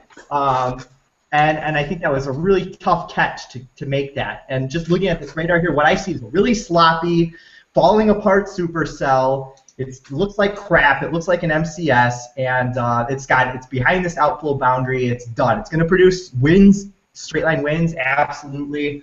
But I think it's done. And there will be that 1 in 1,000 time where this actually spits out a nice tornado, and that's when it bites you, because it's still, those cases are still possible, and they're rare. As you guys all know as chasers, that you've got a messy looking complex behind a boundary, it's not going to produce a tornado. But I've never seen it happen. Right. I've never seen a boundary that far ahead and then all of a sudden back up again. I've never seen it happen. Yeah. And nobody else has, but when you warn 14 counties ahead because you're blanking, you can say you're right every goddamn time. Okay. You're always right, aren't you, Mike Smith, you piece of shit? Hey, I've got something. And also, when you give a severe thunderstorm warning, it says a severe thunderstorm warning can produce a tornado at any time. So that kind of covers that 1 in 1,000th, in my opinion. Absolutely. Interesting parallel here. Scott Peake, video, overpass. You eliminate the overpass, no fucking story. More situation. The storm, the evolution, the warning process. You eliminate the town of Moore. That happens 15 miles south of Corn in western Oklahoma. No one's affected. It's not a story. Right? Exactly. All right. Yeah, he makes a good point, because this probably actually happens quite often, and we don't know about it because we don't have confirmation. We don't have chasers on it. Nobody was on this. There were chasers on this storm, but almost all of them were in the core way back with no view, and were coming in late from the northeast out of the Chandler area. I think there was like 1 or 2 icons within viewing position of that tornado, if that. Oh. I mean, you've got Chaser Mecca here, and there's nobody on it. And by nobody, I mean, on Spotter Network, nobody. Yeah, ghost town in front of that storm. So that's astounding too. I find it funny that everybody moves to Norman and to get tornadoes, and it's always Moore that's getting hit. There's a reason no one was on that storm. Yeah. No pattern recognition. That sounds That's like why it wasn't warned on, because it wasn't typical. But we'll get into that later. We'll get into the fucking atrocities of AccuWeather and Mike Smith. Yeah. Let's set off the fireworks. I want to hear the fireworks, man. Okay. Settle down, all right? Now then. Okay. So let's just go ahead and say that OU in this one, all right? We'll just leave it at that. All right, so what happens? Why are we so giddy to talk here? Okay. Okay, I'll just go ahead and do it. Shane, can you please tell us what the fuck is AccuWeather for all the people who may not know on the internet? You're asking me what they are? Yeah, what is AccuWeather? I practiced this all day, and I'm not kidding. I did this because I was trying not to throw innocent people under the bus. What's up, babe? Why? Because there's a QA. There's a Q&A that she's asking questions on that no one's getting a response to, so check the Q&A, she says. All right, anyway. Love you. Okay. Here's the deal. Oh, shit. Here's the deal. AccuWeather, I have friends that work at AccuWeather. The people that I'm talking about are the people that are employed by AccuWeather who publicly go out and pimp themselves, promote their product, and shit on the government agencies like Mike Smith and people like him. AccuWeather is basically people who fit the description I just gave. You know, they work for AccuWeather, they shit on the National Weather Service, and they're not shy about promoting themselves while stepping on the competition. To me, in my opinion, a bunch of fucking hacks who couldn't get a government gig. That's just my opinion. Because the way I see things, if you're good at what you do and you're legit, you don't need to shit on your competition. Your work will speak for itself, and there won't be competition. The way Mike Smith handled it, and I'm going to go ahead and say this. I don't think the guy could step into a public bathroom and take a dump without banging on the fucking stall next to him in an attempt to sell his book to the guy shitting next to him. I don't think it's possible. I don't think the guy is capable of that. Hi, I'm Mike Smith. I got to take a shit. Oh, you know what? You got to have this book. It's fucking amazing. It's fucking amazing. I don't think the guy's got it in him. I think he has to basically, if he's conscious, he has to sell his book. And I don't agree with that. I agree with the people like the National Weather Service who go to a job every day. It's thankless. They kick everybody's fucking ass 99 times out of 100 every second. I'll take those odds. And the one time they don't, you've got Mike Smith and AccuWeather. Mister, there's a tornado warning in this county. Let's go ahead and blanket the next 5 counties. That way, no matter what happens, we can say, we warned you. We put that fucking red graphic over that polygon. And in essence, you alarmed 90% of the people in the warning who didn't need to be alarmed. They conveniently leave out all the false alarm rates on all their fucking advanced warnings. That's why they are shit. And that's why the National Weather Service is awesome, and they hate people like me because people like me alert the public why AccuWeather is a joke, why they're shit. Sorry, I thought I was on my own show. I got lost there. Go ahead. Oh, go ahead, dude. You can go all you want. I mean, I'm sorry. I'm sorry. I mean, Mike Smith, literally, for the last 4 years, I've seen like 11 articles where AccuWeather is a subject. Talking shit about the National Weather Service. 4 paragraphs in, guaranteed. Hey, Mike Smith comes up with a quote. Blah, blah, blah, blah, blah, blah, blah. 1 paragraph after Mike Smith's quote, blah, blah, blah, blah, we bring up his fucking book and a link to where you can fucking buy it. 12 people died because of whatever. That's the story. 5 paragraphs later, why are you selling your book? Because people died. Why? It doesn't make any fucking sense. I mean, I just want to take my hamburger helper glove, just stretch it over my cold, hardened, crispy fingers, and just slap the fucking shit out of the guy. I mean, my God. I'm done. I'm done. I'm done. Oh man, come on. No, we have to have interjection. You guys, you know, just I got more. Well, I think the problem with that is that this really isn't much of a debate. I think everyone's on the same side of the fence on this one. But let's before we continue, Skip, do you have the PDF file of AccuWeather? Yeah. Yeah, it's up on my screen if you want to share it here. I can see it, Skip taking a picture. I can go point by point if you want me to on this. I mean, this PDF is a gem. I don't know if you've read it, but I mean, this is dishonest, misleading marketing at its best, and it warrants a discussion. So I can read some of these parts here. Sure, go ahead. The most precious gift you can give when a tornado is bearing down on you is time. So, you know, right off the bat, they're implying that, you know, we had time. We gave you time where the Weather Service didn't. And right here at the bottom here under this severe thunderstorm watch, it says, NOAA Storm Prediction Center, located just 9 miles south of the tornado's path, judged the risk of tornadoes in the region to be low and issued a severe thunderstorm rather than a tornado watch. Further, the potential for significant tornadoes was forecast by NOAA to be very low. So, Which verified. So right off the bat, you're thinking, wow, there was a big tornado in Tulsa and more got hit, and the media is all over that, and that makes you think that this was a huge tornado event, when it really wasn't. We had one EF2, and then we had, what was more, an EF0, EF1? Does anyone know the rating? I believe it was a 1. Okay. One. So we had 2 tornadoes, and to me, over that area, it is a low chance of tornadoes occurring. And in hindsight, yes, I would have put a tornado watch out knowing that those tornadoes occurred, but the probabilities allow for that. They're saying, yeah, the chances of a tornado happening is low, but it can happen. And it did. It happened.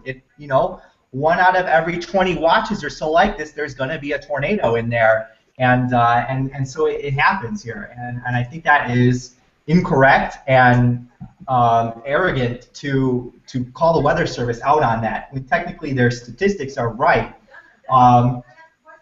So point by point here, let's see here. I had some of this written out here. And furthermore, they're saying that they're pointing out significant tornadoes. Moore was not a significant tornado. That was a rather weak QLCS tornado. And that kind of damage occurs in a severe thunderstorm warning. Trees come down, lines come down, and occasionally, yes, you can lose a roof from straight line winds. So to me, they had public warned. The event turned out to be a little bit more substantial tornado-wise, but it's not like they dropped the ball completely. All right, let's see here. I agree 100%. AccuWeather's proprietary model told a completely different story. The model was available to meteorologists just before 10 a.m. When used by trained meteorologists, this powerful tool depicted a high threat of a tornado-capable thunderstorm in the Moore-Norman area. And what Oh my God! What they're talking about here is this model plot which shows what we call updraft helicity track. I hate that plot. That's I fucking hate updraft helicity. It needs to go away. You can see their track is close to Moore. It's actually not over Moore. It's over Norman. And they're saying that that model showed them that a tornado was going to hit Moore hours in advance, or that there would be storms nearby capable of producing the tornadoes, what they're saying. Now, this is either ignorance or unintentionally misleading. At worst, it's intentionally misleading and just dishonest marketing. What this plot is actually showing you here is that there are storms that are going to have updrafts that are capable of rotating. Basically, this plot is a tool for forecasting mesocyclones. This tornado was not a mesocyclonic tornado. This was a QLCS tornado. This plot is absolutely useless for this kind of tornado. And it's misleading to show this to the public, saying, hey, we knew there were going to be tornadoes. That type of tornado would not be forecast by this product. Then you'll also look at how much they zoomed in on that little graphic there. Like, look, here's more, and we're zooming way in. The reason they zoomed way in is because for the whole state, there's a whole bunch of these tracks. Every single storm that forms on this day is going to have an updraft helicity track, and they're not going to show you all of those other storms because all of those other storms didn't produce tornadoes, and if they warned for every single updraft helicity track, there would be a huge false alarm rate. So they're going to only show you this little tiny portion. And then, furthermore, that little portion is wrong. It shows the track forming east of Moore and strengthening, and the exact opposite happened. It was stronger over El Reno and then tapering down by the time it got to Norman. And so it's actually the exact opposite. The graphic is wrong, and it's shown in such a misleading way it shouldn't even be shown at all. It's terrible. So... Didn't that updraft helicity plot show a massive tornado by Woodward last week? And I believe it was sunny and not a damn thing happened. That's my least favorite plot to look. I don't even look at it. That's a good takeaway point. Is that plot is more often wrong than not. It's not to be trusted. It's data that the meteorologist looks at and takes into consideration among 100 other things, and it's not something that you just directly cite. Yes, this is why there was a tornado. Look at this plot. Absolutely not. So, okay, it says they received a critical weather forecast that there would be blah, blah, blah, blah. Okay, now they're talking about the Moore tornado touchdown at 6:35, 45 minutes before the tornado began. The National Weather Service told the people of Oklahoma via Twitter, tornado potential very low, which, in my opinion, it was. It was. Yes, it was. Less than 1,000 fucking tornadoes. Are you fucking kidding me? Less than a half hour prior to the tornado touching down, the National Weather Service said there are no tornado warnings in effect west of Oklahoma City. Okay, and none are expected. That was a mistake. In my part, I think whoever was handling the tweets that day would probably. I don't think you should ever say never or close the door like that. The probabilities are have low. a Twitter account if you're the National Weather Service. That's my opinion, but whatever. I mean, the probs were low, but I mean, there's always that rare possibility. So anyway, moving on. As the storm intensified, AccuWeather focused on the special high-resolution radar of the Federal Aviation Administration that is higher resolution and updates 3 times more often than the National Weather Service. They're making it sound like they've got some special radar that they use, and the Weather Service uses another radar, and they're actually really, really wrong about that. The National Weather Service looks at that exact same radar too. They're both. That's public information that's available to everyone. The Weather Service is using it. AccuWeather is using it. AccuWeather doesn't have their own special little setup here. No, they're using the same stuff everybody else is. It depicted this developing tornado. Yes, it did. And they showed the picture of the tornado well after it is formed and actually as it's starting to wind down. The plot here is misleading. They're implying that this radar grab is what prompted them to warn for this tornado when it wasn't at all. So here's what we got here. It looks like a radar scope, by the way. Here's the deal. If Norman had been all over that storm for like 45 minutes until the tornado touched down and then stopped, or the tornado touched down and then 2 minutes later Norman's all over, either way, people would have reacted the same. Yeah, very true. They don't listen when information is gold. Why should it matter what their opinion is when the information is less than gold? Yeah. So Hank, Adam, you got anything to add on to this? So I never heard of AccuWeather. I'm guessing that they're an organization that offers weather data at a cost to the public, perhaps.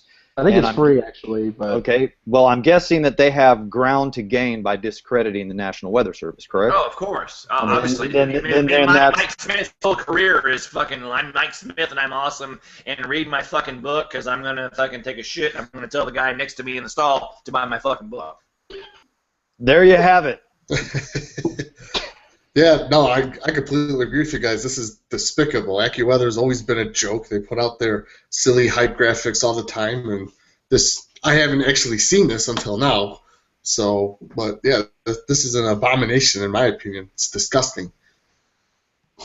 It says it depicted a rapidly developing tornado to the northwest of Moore. AccuWeather meteorologist Rich Footman issued a tornado warning for our clients at 6:20 p.m. that was effective till 7 p.m.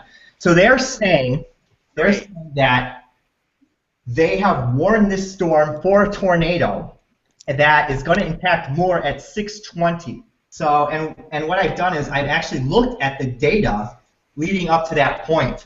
So what were they looking at that would prompt them to issue a tornado warning now? This is 618 out of KTLX. You're telling me you're looking at this and you're going to issue a tornado warning for Moore based off of that. I can't see any of this. That's bullshit. It shows the gusting out complex. I've got a scan from the, here's the terminal Doppler at the same time. It shows a very prominent outflow boundary, but again, it's showing a very messy storm behind it. And there's no couplet on the velocity. In fact, there's a very prominent gusting out outflow. You can see the outflow really making that boundary go there. And AccuWeather knows this shit. They know this crap. But you know what? Because they forewarned 5 counties had to cover their ass because they don't know what the fuck they're doing. Oh my God! Storm has crossed severe potential. Let's warn 5 counties ahead. That way we don't know what the fuck's going on for 45 minutes, but we're covered. Then this happened. And they can always go back and go, look, our warning came out before your warning did. Meanwhile, the National Weather Service looks at the goddamn data and actually processes it and acts upon what the fucking data shows, not what the consumer might want. AccuWeather, you offer a shitty product that the National Weather Service does better than you, and you want people to pay for it, so you have to shit on them every chance you get in that 1 in 1,000 time when you might have done something right and they did something wrong. so you can convince people to pay for something that's shittier than what the National Weather Service gives away for fucking free. Not to mention 90% of their warnings were wrong. Yeah. Yeah, they finally like somewhat got one right. Like it's not even right at all, but they got they it right for the wrong reason. That's what right, happened. exactly. Yep. They made the wrong decision and got it right, whereas the Weather Service actually made the right call and got it wrong. And that happens from time to time. Goddamn, Skip is amazing. I always talk about Skip. I always laud Skip, but Skip got it right, man. Skip is the shit. The National Weather Service is a victim of their own awesomeness because they looked at the situation where 999 times out of 1,000 they are dead on. And AccuWeather goes, warn for 5 counties because there might be a tornado in this one. And they the universe went for like half a second, and now we're having this goddamn conversation. AccuWeather is shit. If you are a human being, if you are alive and breathe and see and smell and watching this, and you are alive and you use AccuWeather, you will die if you live in Tornado Alley if you watch them. They will kill you eventually before you die of natural causes. So you use the National Goddamn Weather Service. Yeah. I Couldn't mean, have said it better myself. absolutely. And they say here at 6:32 p.m., 12 minutes after AccuWeather issued a tornado warning for its clients in Moore, which again is intentionally misleading. They're saying that they're implying they specifically issued the warning for Moore. They didn't. I'm sure that they covered a much larger area that Shane has alluded to. I haven't actually seen the warning. Have you? I'm assuming it covered more than Moore, especially if it came out at 6:20. So I mean, they're just intentionally misleading people at that point. Let's see here. Talking about the timeline here. They're talking about the hook echo. Yes. I assume that their warnings basically mirror whatever county area at that given time Mike Smith is trying to sell his book in. That's my theory. I love by the way, I love the damage pick that they've used. It's literally just a stop sign bent 90 degrees over, and that's it. Probably caused by wind and not a tornado. How ironic, because they need to stop. Yeah. I asked on a status. What did you? I'm really curious. I would still like to know. I would love to have Mike Smith on here and have him tell us why the warning came out. I think after those nice words Shane had about him, I don't think we're going to see him on the show anytime soon. He answered me on Twitter. He did the typical Jedi take pictures of the babies and smile, and I'm the face of the bullshit. But he lied. He said, I never heard your show. It's not my show. It's Marcus. And then he followed up with, hope you had fun. Oh, I'm sure that was one of your handlers that posted that shit, you piece of fucking... Dude, you don't even need handlers. You're Mike Smith of AccuWeather. You're not the president. You don't need... You're not LeBron. You don't need handlers. Do your own shit. Yeah. I didn't even know AccuWeather issued tornado warnings. Who gets those? Is this an app? Is this like... Who gets it? I didn't even know they did that. Adam, I think those probably dead. That's why we don't know. Probably. I think you can do kind of like the free AccuWeather and just get like general weather forecasts and stuff. I'm betting this warning system they have is shit that you got to pay for monthly. Yeah. Do you want to live? Do you want to survive to see your grandkids graduate high school? Well, you're going to have to pay. By the way, it's probably like $10 a month. It's like $10 a month, I'm sure. I don't know. Every month you're like, do I want to have AccuWeather or do I want to have Netflix? Do I want to have AccuWeather or do I want to fucking survive? Do you guys remember? Didn't he write a book about the whole fucking like the Joplin thing? Because Joplin was again like Moore the other day. Joplin was a very unusual situation where you went from nothing to F5 in like a matter of 5 minutes. Yeah, we went from nothing because AccuWeather probably tornado warned that storm in 5 counties ahead for 45 minutes beforehand, and 999 times out of 1,000, the only thing you're going to get is a little bit of wind and some rain, and you got to cancel the baseball game. They probably on that day they probably just tornado warned the whole moderate risk. Oh, I'm area. sure they did. I'm sure he did. And Mike Smith can write a book about, hey, well, we're awesome, and if we're not awesome, I'm going to write a book about why the National Weather Service made us not awesome. Because I'm Smith. Rock on a little bit in a small pond. Whatever. Oh man, this is great. Yeah. So I really wanted to know, like, why did they issue the tornado warning? And I was asking online about it on Facebook. Does anybody have a copy of it? And Mike Smith actually replied. I wasn't asking him specifically, but he's like, I'm like, what did they see that prompted this warning at 6:20? Because I sure as hell don't see it. And Mike Smith was like, this is what we saw. And he gave me a radar grab from 6:38. It wasn't labeled, of course, but I could recognize it. And I specifically asked for 6:20, the time when the warning came out. Like, what did you guys see to issue the warning at 6:20? And he's like, here it is. This is what we saw. And here's the radar grab, the same grab from this PDF, which is way, way late after the tornado has formed. And that's what that's what he's telling me they saw, which it's dishonest to say that. Yes. And they can see the future? I'll be damned. It was all very condescending, and like he assumed that I would be some sort of idiot that would look at that and go, oh yeah, wow, look at all the colors and look at all the pixels. Right, wow, that's amazing. AccuWeather did a good job. Well, no, I know you're trying to be misleading. I'm not an idiot. So I mean, and to me, that's the whole theme of this PDF and the company in general that he's reflecting upon them is that we're going to use dishonest practices to make ourselves look better at the expense of potentially your safety.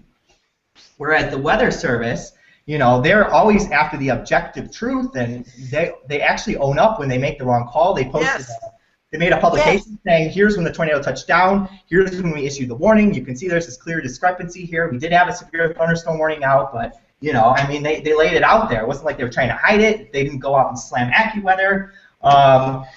I mean, the whole thing here is just it's terrible, and this whole thing at best is incidentally misleading and ignorant, because again, there's no mention here that this was a special kind of QLCS tornado. They're not mentioning that this formed on a different part of the storm than the supercell. They don't say any of that, and I think that is actually dishonest marketing on their part by throwing all of this misleading information out here, and it really reflects on what this company is about. So, and it's a shame. And where the fuck is James Christina? Because he was shitting all over you early in the week. I would rip his fucking red-haired fucking stepchild ass up and down one leg and the other if that motherfucker was live on here. James, you are in OU in meteorology. You are fucking. Here's what you're doing, James. Watch this. I got a wide camera if you can see me. James, you're taking your pants down. I'm going to hide I'm not going to really do it. And you're squatting on the people you're trying to. You're shitting on the people you're trying to get a job from. Your parents are paying thousands of dollars a semester to educate you to get a job with the people that you're shitting over this. Are you fucking kidding me, James? Did you really have computer problems, or did you figure that out and thought that maybe I would say something about that? No, you didn't hear what happened. You didn't hear what happened, Shane. He was in here earlier, and then I accidentally kicked him out, and he couldn't come back in. So that's kind of my fault. How can he not come back in? It wouldn't allow him because I kicked him out, and on accident, and I guess because of that, it banned him for today. So well, James, if you're watching, you're lucky. Because I was going to call your redheaded stepchild rooster ass out all fucking week on that shit. Are you fucking kidding me, James? Hi, I'm fucking Stan Hosencock, and I go to Penn State for fucking engineering. And I'm going to shit all over the engineering fucking crew because they got something wrong and some other shitty fucking private fucking for-profit organization went up against them and said they were shit, and I'm going to fucking shit all over. Are you shitting me, James? Come on. James, you should be licking OU and NWS fucking Weather Service fucking taint until you're 25. 28 if you go for your fucking doctorate. What do you fucking do? Come on. Okay, so from the Q&A, real quick question. Are the workers of AccuWeather even certified meteorologists? Do we know that or not? I would think they would have to be, not that it makes a difference, but I couldn't tell you either way. The problem is not the good, hardworking meteorologists at AccuWeather, and I'm sure there's a lot of them. There are. I know there are. The problem is these higher ups in the company who are making asses of themselves with this. Like Mike Smith. So right, this is, I don't know who wrote this. I'm assuming it's Mike Smith. But yeah, that's the problem right there. AccuWeather has good people working for it. They do put out good information, but at the same time, they also have this deceptive marketing practices like this. And at the bottom, it says here, AccuWeather Storm Certified Meteorologist. I don't know what that means. What's a Storm Certified Meteorologist? I'm assuming that's a title they made up for their own employees. Innovative technology and superior accuracy trademark. Consistently provide the highest level of timeliness and precision for all types. So, I mean, these are marketing terms that they've invented. Only AccuWeather has SmartBorn registered trademark technology and the latest in your storm modeling. So, I mean, they're just tooting their own horn with terms they made up, and they're using the same data that everybody else uses. They might have other algorithms that process this data, but they're starting with the same data that we all have. So. I mean, to me, that's also misleading. If this wasn't a family show, I'd show my dick right now in disgust. The point is, AccuWeather uses the same shit everyone else does. You guys are goddamn fucking leeches. I mean, who puts out? All right, SBC fucking bashed. Who besides the SBC puts out daily, by the hour, like every fucking 4 hours on a 24-hour basis? Severe forecast for the entire CONUS, not just your goddamn town, the whole United States. Nobody does that, but everyone shits on SPC when they don't get it fucking right. I issue a challenge to all you assholes on the fucking ghost train right now for 2015. If you want to bash the SPC for getting it wrong, issue your own goddamn convective outlooks 90 minutes to 2 hours ahead of theirs every day for 24 fucking hours from March, whatever it is today, until June 15th. That's my challenge. If I see you talk shit, I'm going to call your bitch ass out. And if you don't do what I just described, you're a piece of shit. I'm awesome. Well, that's the way it is anyway, but you're extra shitty and I'm extra awesome if you do that. That's the way it works. I'm sorry. It's the way it fucking works. You know what? Take your fucking laptop and smash it on the ground. Take your smartphone and smash it on the ground. Go to the library and use their shitty, I gotta wait for my fucking turn internet for 20 minutes. Find your target at 9 a.m. that's 1,000 miles away and then drive to it with no information ever again after you leave the library. Do that shit and tell me how awesome chasing is. There you go. Sorry. You're good. Hey, Hank, you're kind of quiet over there. Do you have anything to add to all this? Man, I think we need to put a sign under every bridge in Tornado Alley that says, "Do not seek shelter here under a tornado," and AccuWeather sucks. And then, all right, moving on. Yeah, we'll just. By the way, I just want to say, Hank, earlier you said you were jealous of Scott Peake. I've watched your videos. You don't need to be jealous of anybody. Thank you, dude. Thank you. All right, I'll tell you what. We'll make those signs. Next week we will have a Kickstarter started for those signs. Right on. Right. All profits go to NWS and Storm Assist. And bonus prizes, if you give this much, you get to take a shit next to Mike Smith in a Love's bathroom in fucking Norfolk, North Dakota. Woo! There you go. You get a between the fucking stall interview. Hey, Mike. Yeah. Hey, what inspired you to be a meteorologist? I didn't take money from people because they're stupid. Sorry. That's just a guess. Just a guess. Maybe that's how it goes. I think you're pretty close to being right, though. That's the funny part. I'm a bad person. I'm a bad human being. No way, dude. This is awesome. You guys are all awesome. I'm glad I got you on the show today, Shane, and Skip and Adam and Hank. So, you know what? I don't know how I could really summarize this except for how dare AccuWeather pull that kind of shit to really talk crap to who? I mean, they have to basically thank the NWS for their existence.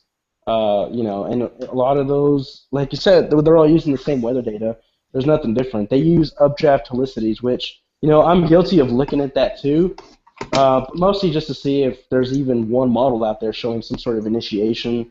Do you charge people for it? Well, I don't charge anyone for my knowledge yet, but I think once I realize that that's a pretty good untapped market, I'll start looking into it, and I'll be doing a Kickstarter for that too, also next week. So we'll have to keep your eyes out for that. You know what? At least you said you were.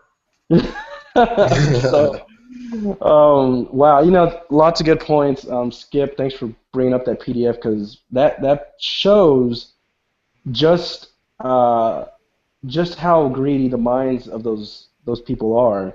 You know what? And it sucks because you know what? It does look bad for the entire company when there's probably when 99% of the employees there, maybe I don't know how many people they employ, but a large majority of their employees are probably smart, educated meteorologists that do their job great.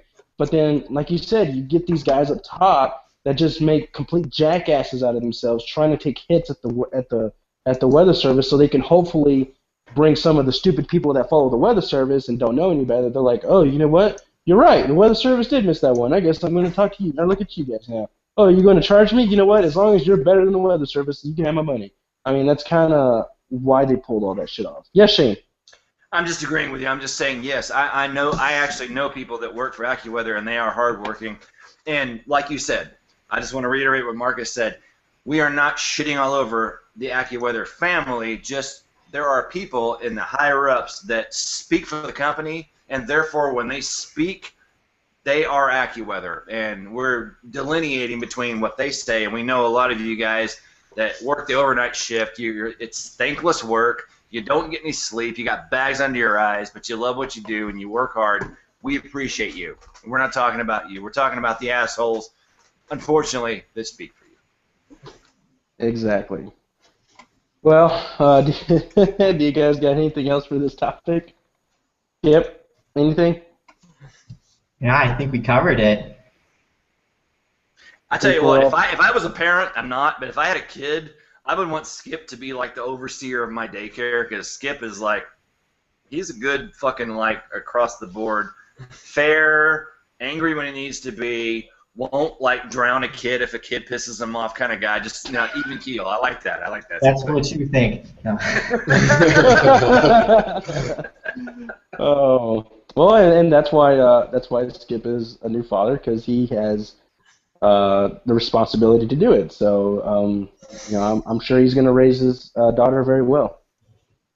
So. Skip's awesome. All right, Adam. Anything else you want to throw into this mix?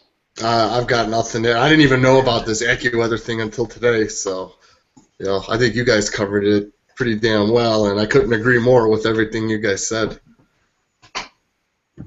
Yeah. One more question from the Q&A. They want to know: is it AccuWeather or the WWE Network? Same thing, right? Mike Smith, probably the Ed McMahon of AccuWeather. Hey Johnny, who's our next guest? Bring him on stage. Oh, yeah, exactly. So, oh man. And I'm sure he's a great father and husband and shit away from weather. But your position as the AccuWeather guy, you're a fucking asshole. Sorry. Yeah, exactly. I mean, there's a lot that can be said about the events that unfolded on Wednesday, obviously. We filled up 2 hours talking about stuff that happened on Wednesday. James usually does have a little discussion for us about upcoming setups. Really, the setups coming down the line for the next week are kind of hit and miss. I don't know if you guys saw that. We'll touch on this. Did you guys see that setup on April? It was coming up on April 5th. And it was showing just the most ridiculous setup in like western Missouri. And I know that was so far away, but I mean, that thing had like Wedge Fest written all over it. And of course now it's gone. It's gone. It's gone now. So I'm trying to see if Wednesday has any breath of life in it.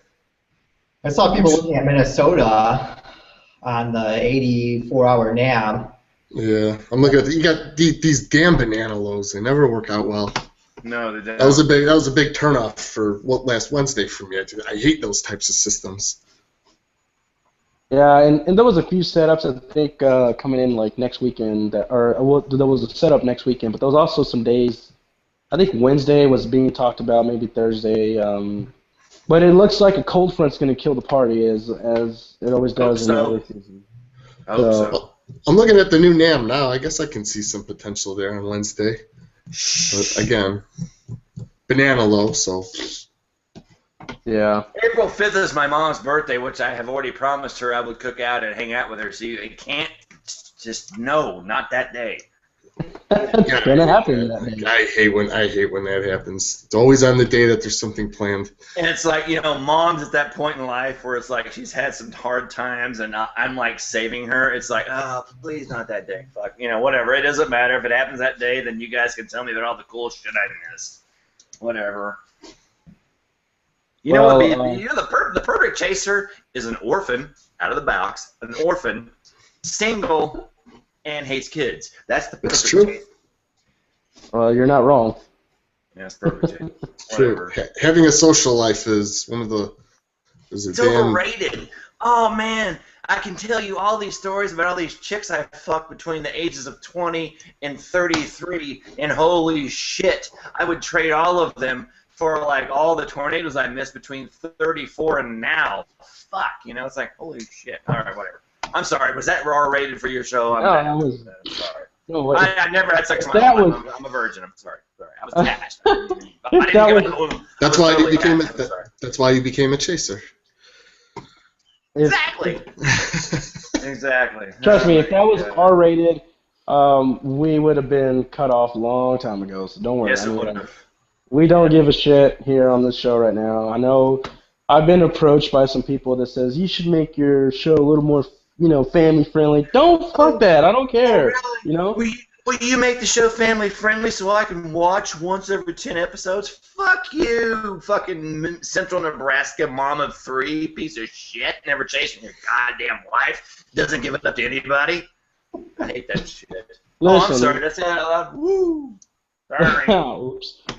Listen, if you want to watch a family-friendly show, Weather Brains is also a show. Go watch it. Oh yeah, Weather Brains is awesome. I mean, if you want to watch a family-friendly show and get a great 2.5 hour nap every fucking Monday night, fucking jump on that shit. It's awesome. Yeah, you sit there and watch the show, and trust me, you'll earn hemorrhoids faster than you could even say the word. So. But the secret to good sleep. I watch my own videos and they put me right to sleep. Dude, I swear to God, I put my own videos on. I'm like, in like 5 minutes, it's like amazing. I guess if you live it, you just don't give a shit to watch it. I don't know. Yeah. Well, Adam, any potential down the line? Did you look? I mean, I guess. If I have to throw out a quick target, I'm looking at eastern Nebraska, maybe northern Kansas. The 500 millibar flow just looks terrible though. So what day? Probably another Wednesday. Yeah, Wednesday. Okay. This would be Wednesday. And I'm looking at the 0Z NAM right now as it's coming in. But if I have to pick a spot, that would be it right now. But as it stands, this isn't a great setup. But I'm so desperate, I think I'm going to bite on it just to make sure that it doesn't happen. That's how you save lives. I go out chasing shit, don't happen. I want to know what Hank thinks, because when Hank's not chasing by hot women. So if he's going to throw them to the curb to go out, I want to know that day. Well, I'm married now, and so I can chase all that I want. But man, I wouldn't pull the trigger on anything for another. What day is today? Sunday. I'd wait a couple days and then let the GFS sort its shit out and then make a call. But I'm kind of expecting some activity. That's all I could say at this point. I told my wife, I say, man, I'm kind of feeling optimistic about something. I don't really know if I trust the current runs. Last year, I thought the runs were really oddly consistent and panning out early on. 2013 was a little wonky and surprising, but Right now, I'm feeling like this is. I wouldn't put any faith in the current runs. I could be wrong. Okay, basically, I need Hank to like read my will and like forecast and everything. He's like the white Morgan Freeman. Yeah, you're right. He is. Hey, you guys got to hear him sing in his band. He's got a really good voice in his Hank, band. Before you leave, I want you to say this. I want you to say he's right.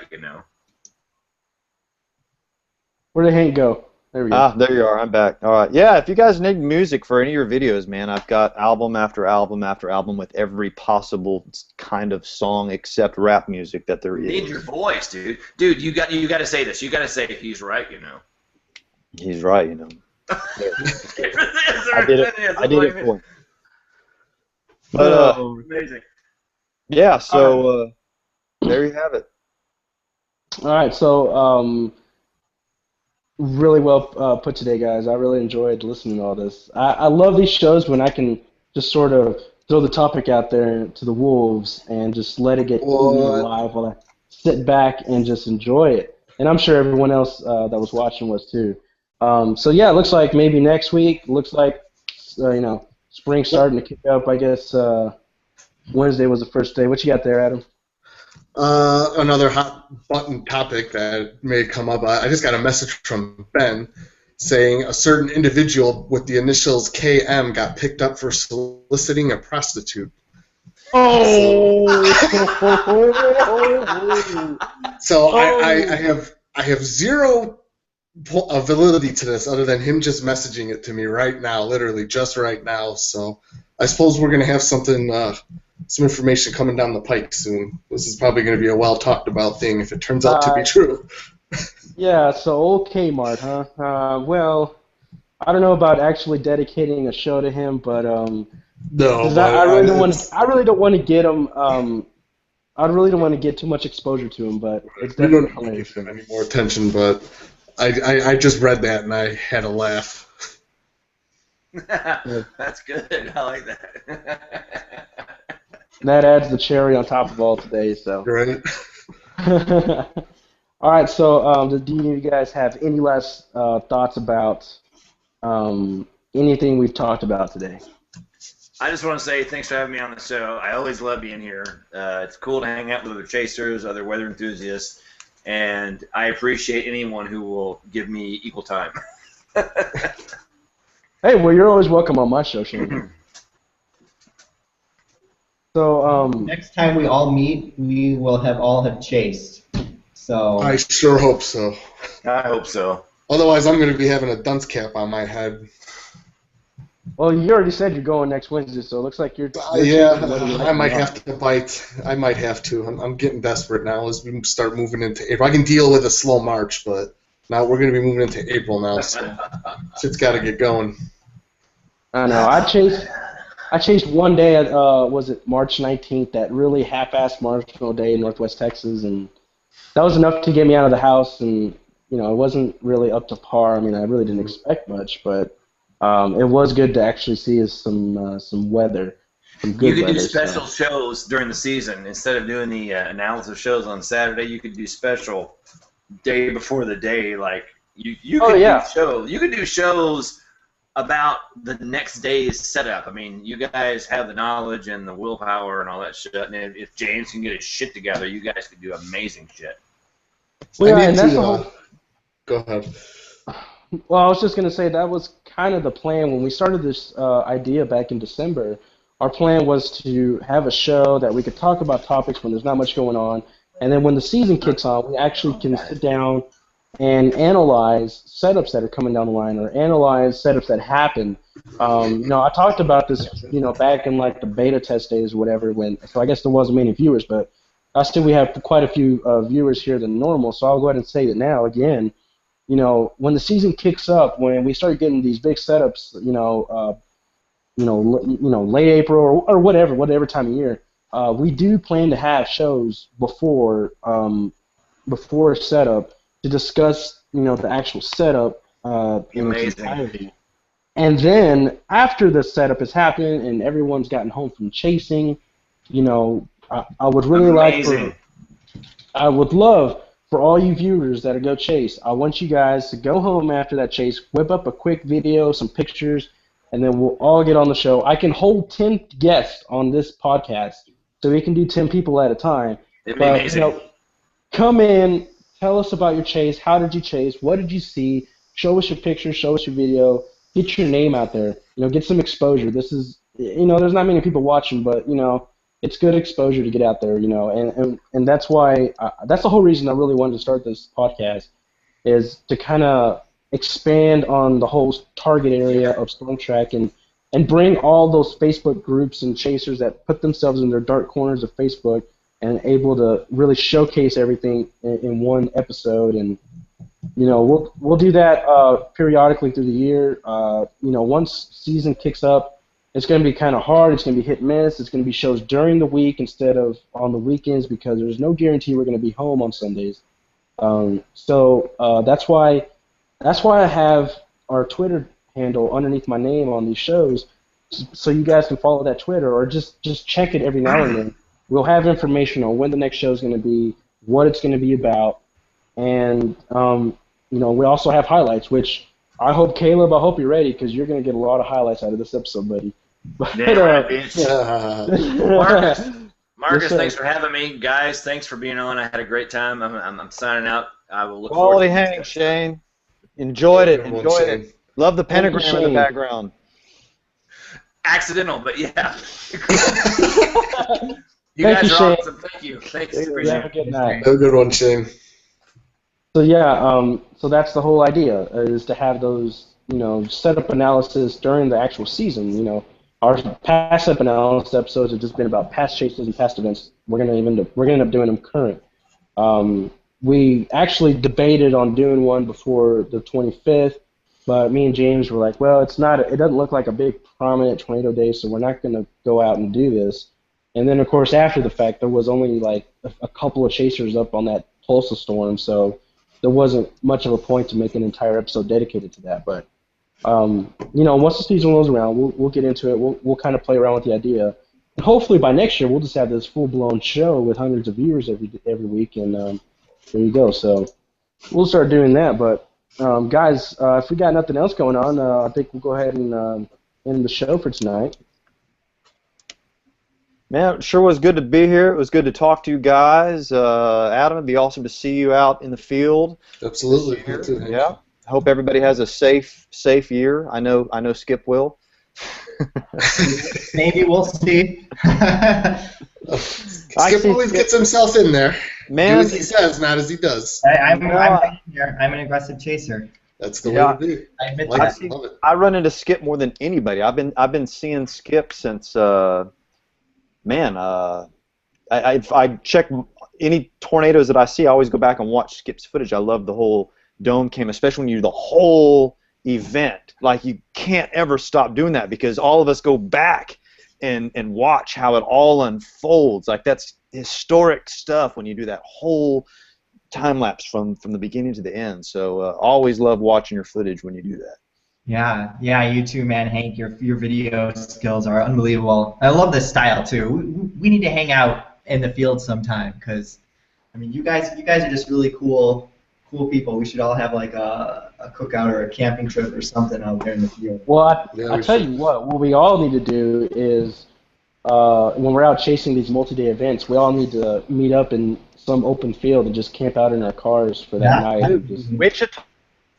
Wichita, if there's like a couple days off, I keep a tent in the back seat. Go to the Wichita Mountains. And did we get all that? Did I black out for a second? No, I got it. Yeah, I mean, it's the temperature's always awesome. Every time I stay there, there's not an insect thing. You save, it's $15, $8, I don't remember, versus a hotel. There's water, to swim in. It's this great, relaxing, reboot thing to do. So Wichita Mountains is where I usually am if there's a few days lag between events. Yeah, definitely. Like a great idea. All right, so we all need to do that. That'd be really cool. You guys are welcome to hang out after the show if you want to. Folks at home, I hope you enjoyed the show. I really enjoyed being a part of this, and hopefully you enjoyed watching this. we did run a little long, but it was for good reason. I think more than 2 hours is quite that's fine because we had a lot of quality stuff on today. I'm sorry about the Q&A. I didn't.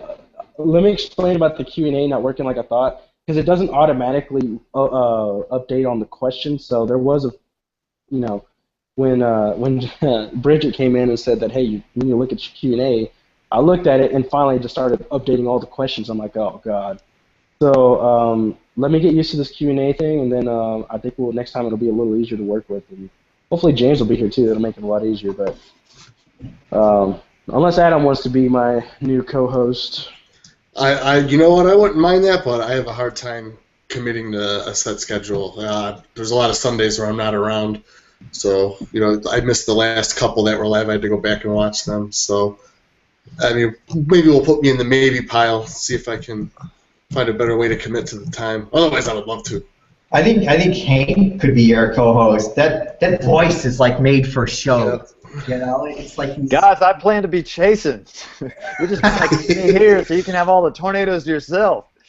Now, I'd love to be here anytime if I'm free. I chase a lot of stuff. Lightning is one of my favorite things, so I'll chase little dinky cumulus storms if they're happening somewhere, and so hopefully I'll squeeze in another 50 chases this season like I did last year. So I'm pretty exhausted between the cracks and trying to edit video and post that stuff. But if I've got time, man, I'd love to be back here anytime. Yeah, I always enjoy coming in.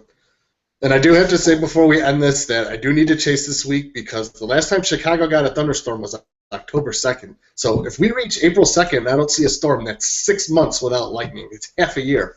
Unacceptable. I'm all okay with it. I'm not free. I've got to prove that I have a bona fide marriage to immigration on Tuesday. So you can't reschedule that. And then after that, I'll be free Wednesday. Yeah. So I've got a talk coming up on April 11th, too. So, I'm hoping, any other day, April 11th and April 15th, I'm actually giving talks. So, and then that's it. So those 2 days need to not do anything. So it's guaranteed on April 11th because I got to talk to them. So. Oh no! All right, I'm marking it down, guys. I'll be out there. Yeah, there you go. We just gave away a date for everybody to put in your time off work now. April 11th. April 11th. Snaky Tubes. April 11th is going to be Wedgefest 2015. Hey, real quick, Ghost Train. That's a Skip Talbot term, right? That is a Skip Talbot term. You first coined that, didn't you? Yeah, that got kicked around in the chat, the Storm Track chat, and I don't remember who said it first, but yeah, it was Marcus and Rob Herkes and me kicking it around in the Storm Track chat, and that's where it was born. Man, it's brilliant. I hope it makes its way. It might already do that into the textbooks, into the dictionary, because it's such a great description. Yeah, I've been watching the name Ghost Train. I think we're competing with the rap group, but I think that's about it. So, but yeah, that's as term Skip brought up. We had a big list of names for the show, and that was the best one I think out of all of them. So, that's what we got. That's what we came up with. So, all right, guys. Well, let's end this night. Let's give all the folks at home a breather because they're probably like, trying to get over everything and. Hopefully they're all canceling their subscriptions to AccuWeather right now, and putting in their time off for April 11th. Right. Too, yeah, that's right. 'Cause that's going to happen. It's definitely check the CFS because that's a very accurate weather model. It's probably going to be there. So just so you guys know. But all right, guys. Well, if you guys got nothing else, we'll go ahead and end the show. Hank, real quick, we have a little game we play on this show. And it's your predictions for the number of tornadoes of 2015. And I'm just curious to know how many confirmed tornadoes, do you think this year we'll have by the end of the year? How about 1,200? That seems like a safe bet. 1,200 is already taken by Dan Robinson. So try again. Did you hear me? Yes. Okay, all right, I'm blocking. My computer's freezing up. So yeah, 1,200 is our average. So that's obviously the safest. Stupidest. Well, Dan Robinson already chose 1,200. So okay, sweet. I'm glad he did. I'm gonna pull a total Wheel of Fortune on him and say 1,201. Oh, Price is Right. Oh, man. Price is Right. That's right.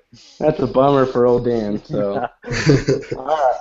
Marcus, Well, can I change mine to 34? No, you're locked in. You're locked in already.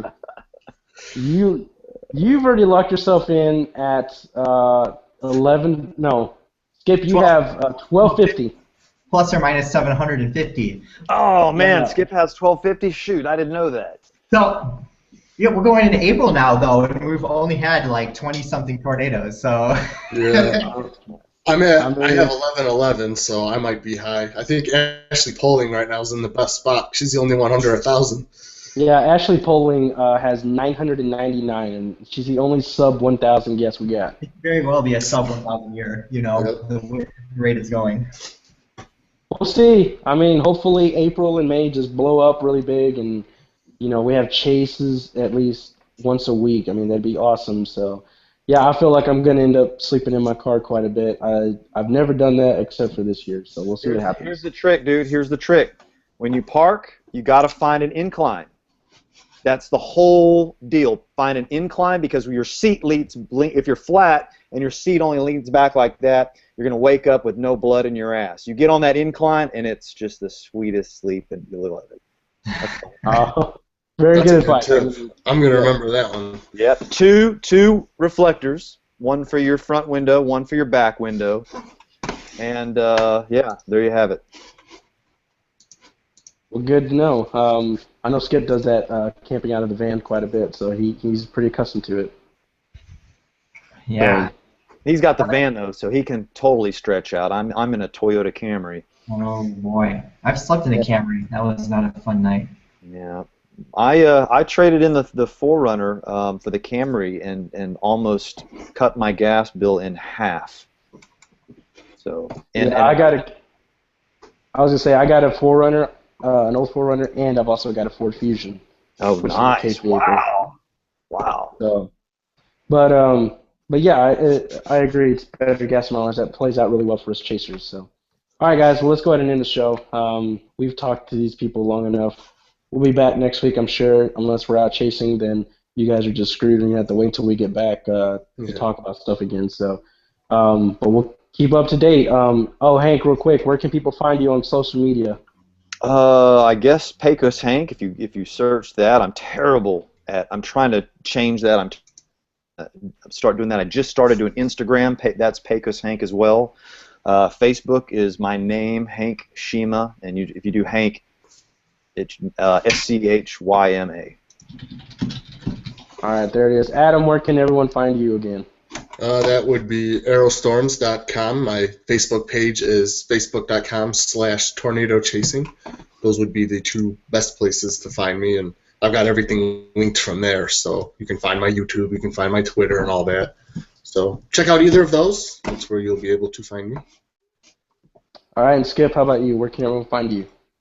I'm on skip.cc, and I've been trying to come up with something clever and tacky for that CC, like Skip Cloud Chaser, but actually I just got that CC domain because it was like the last one open where I could still get Skip.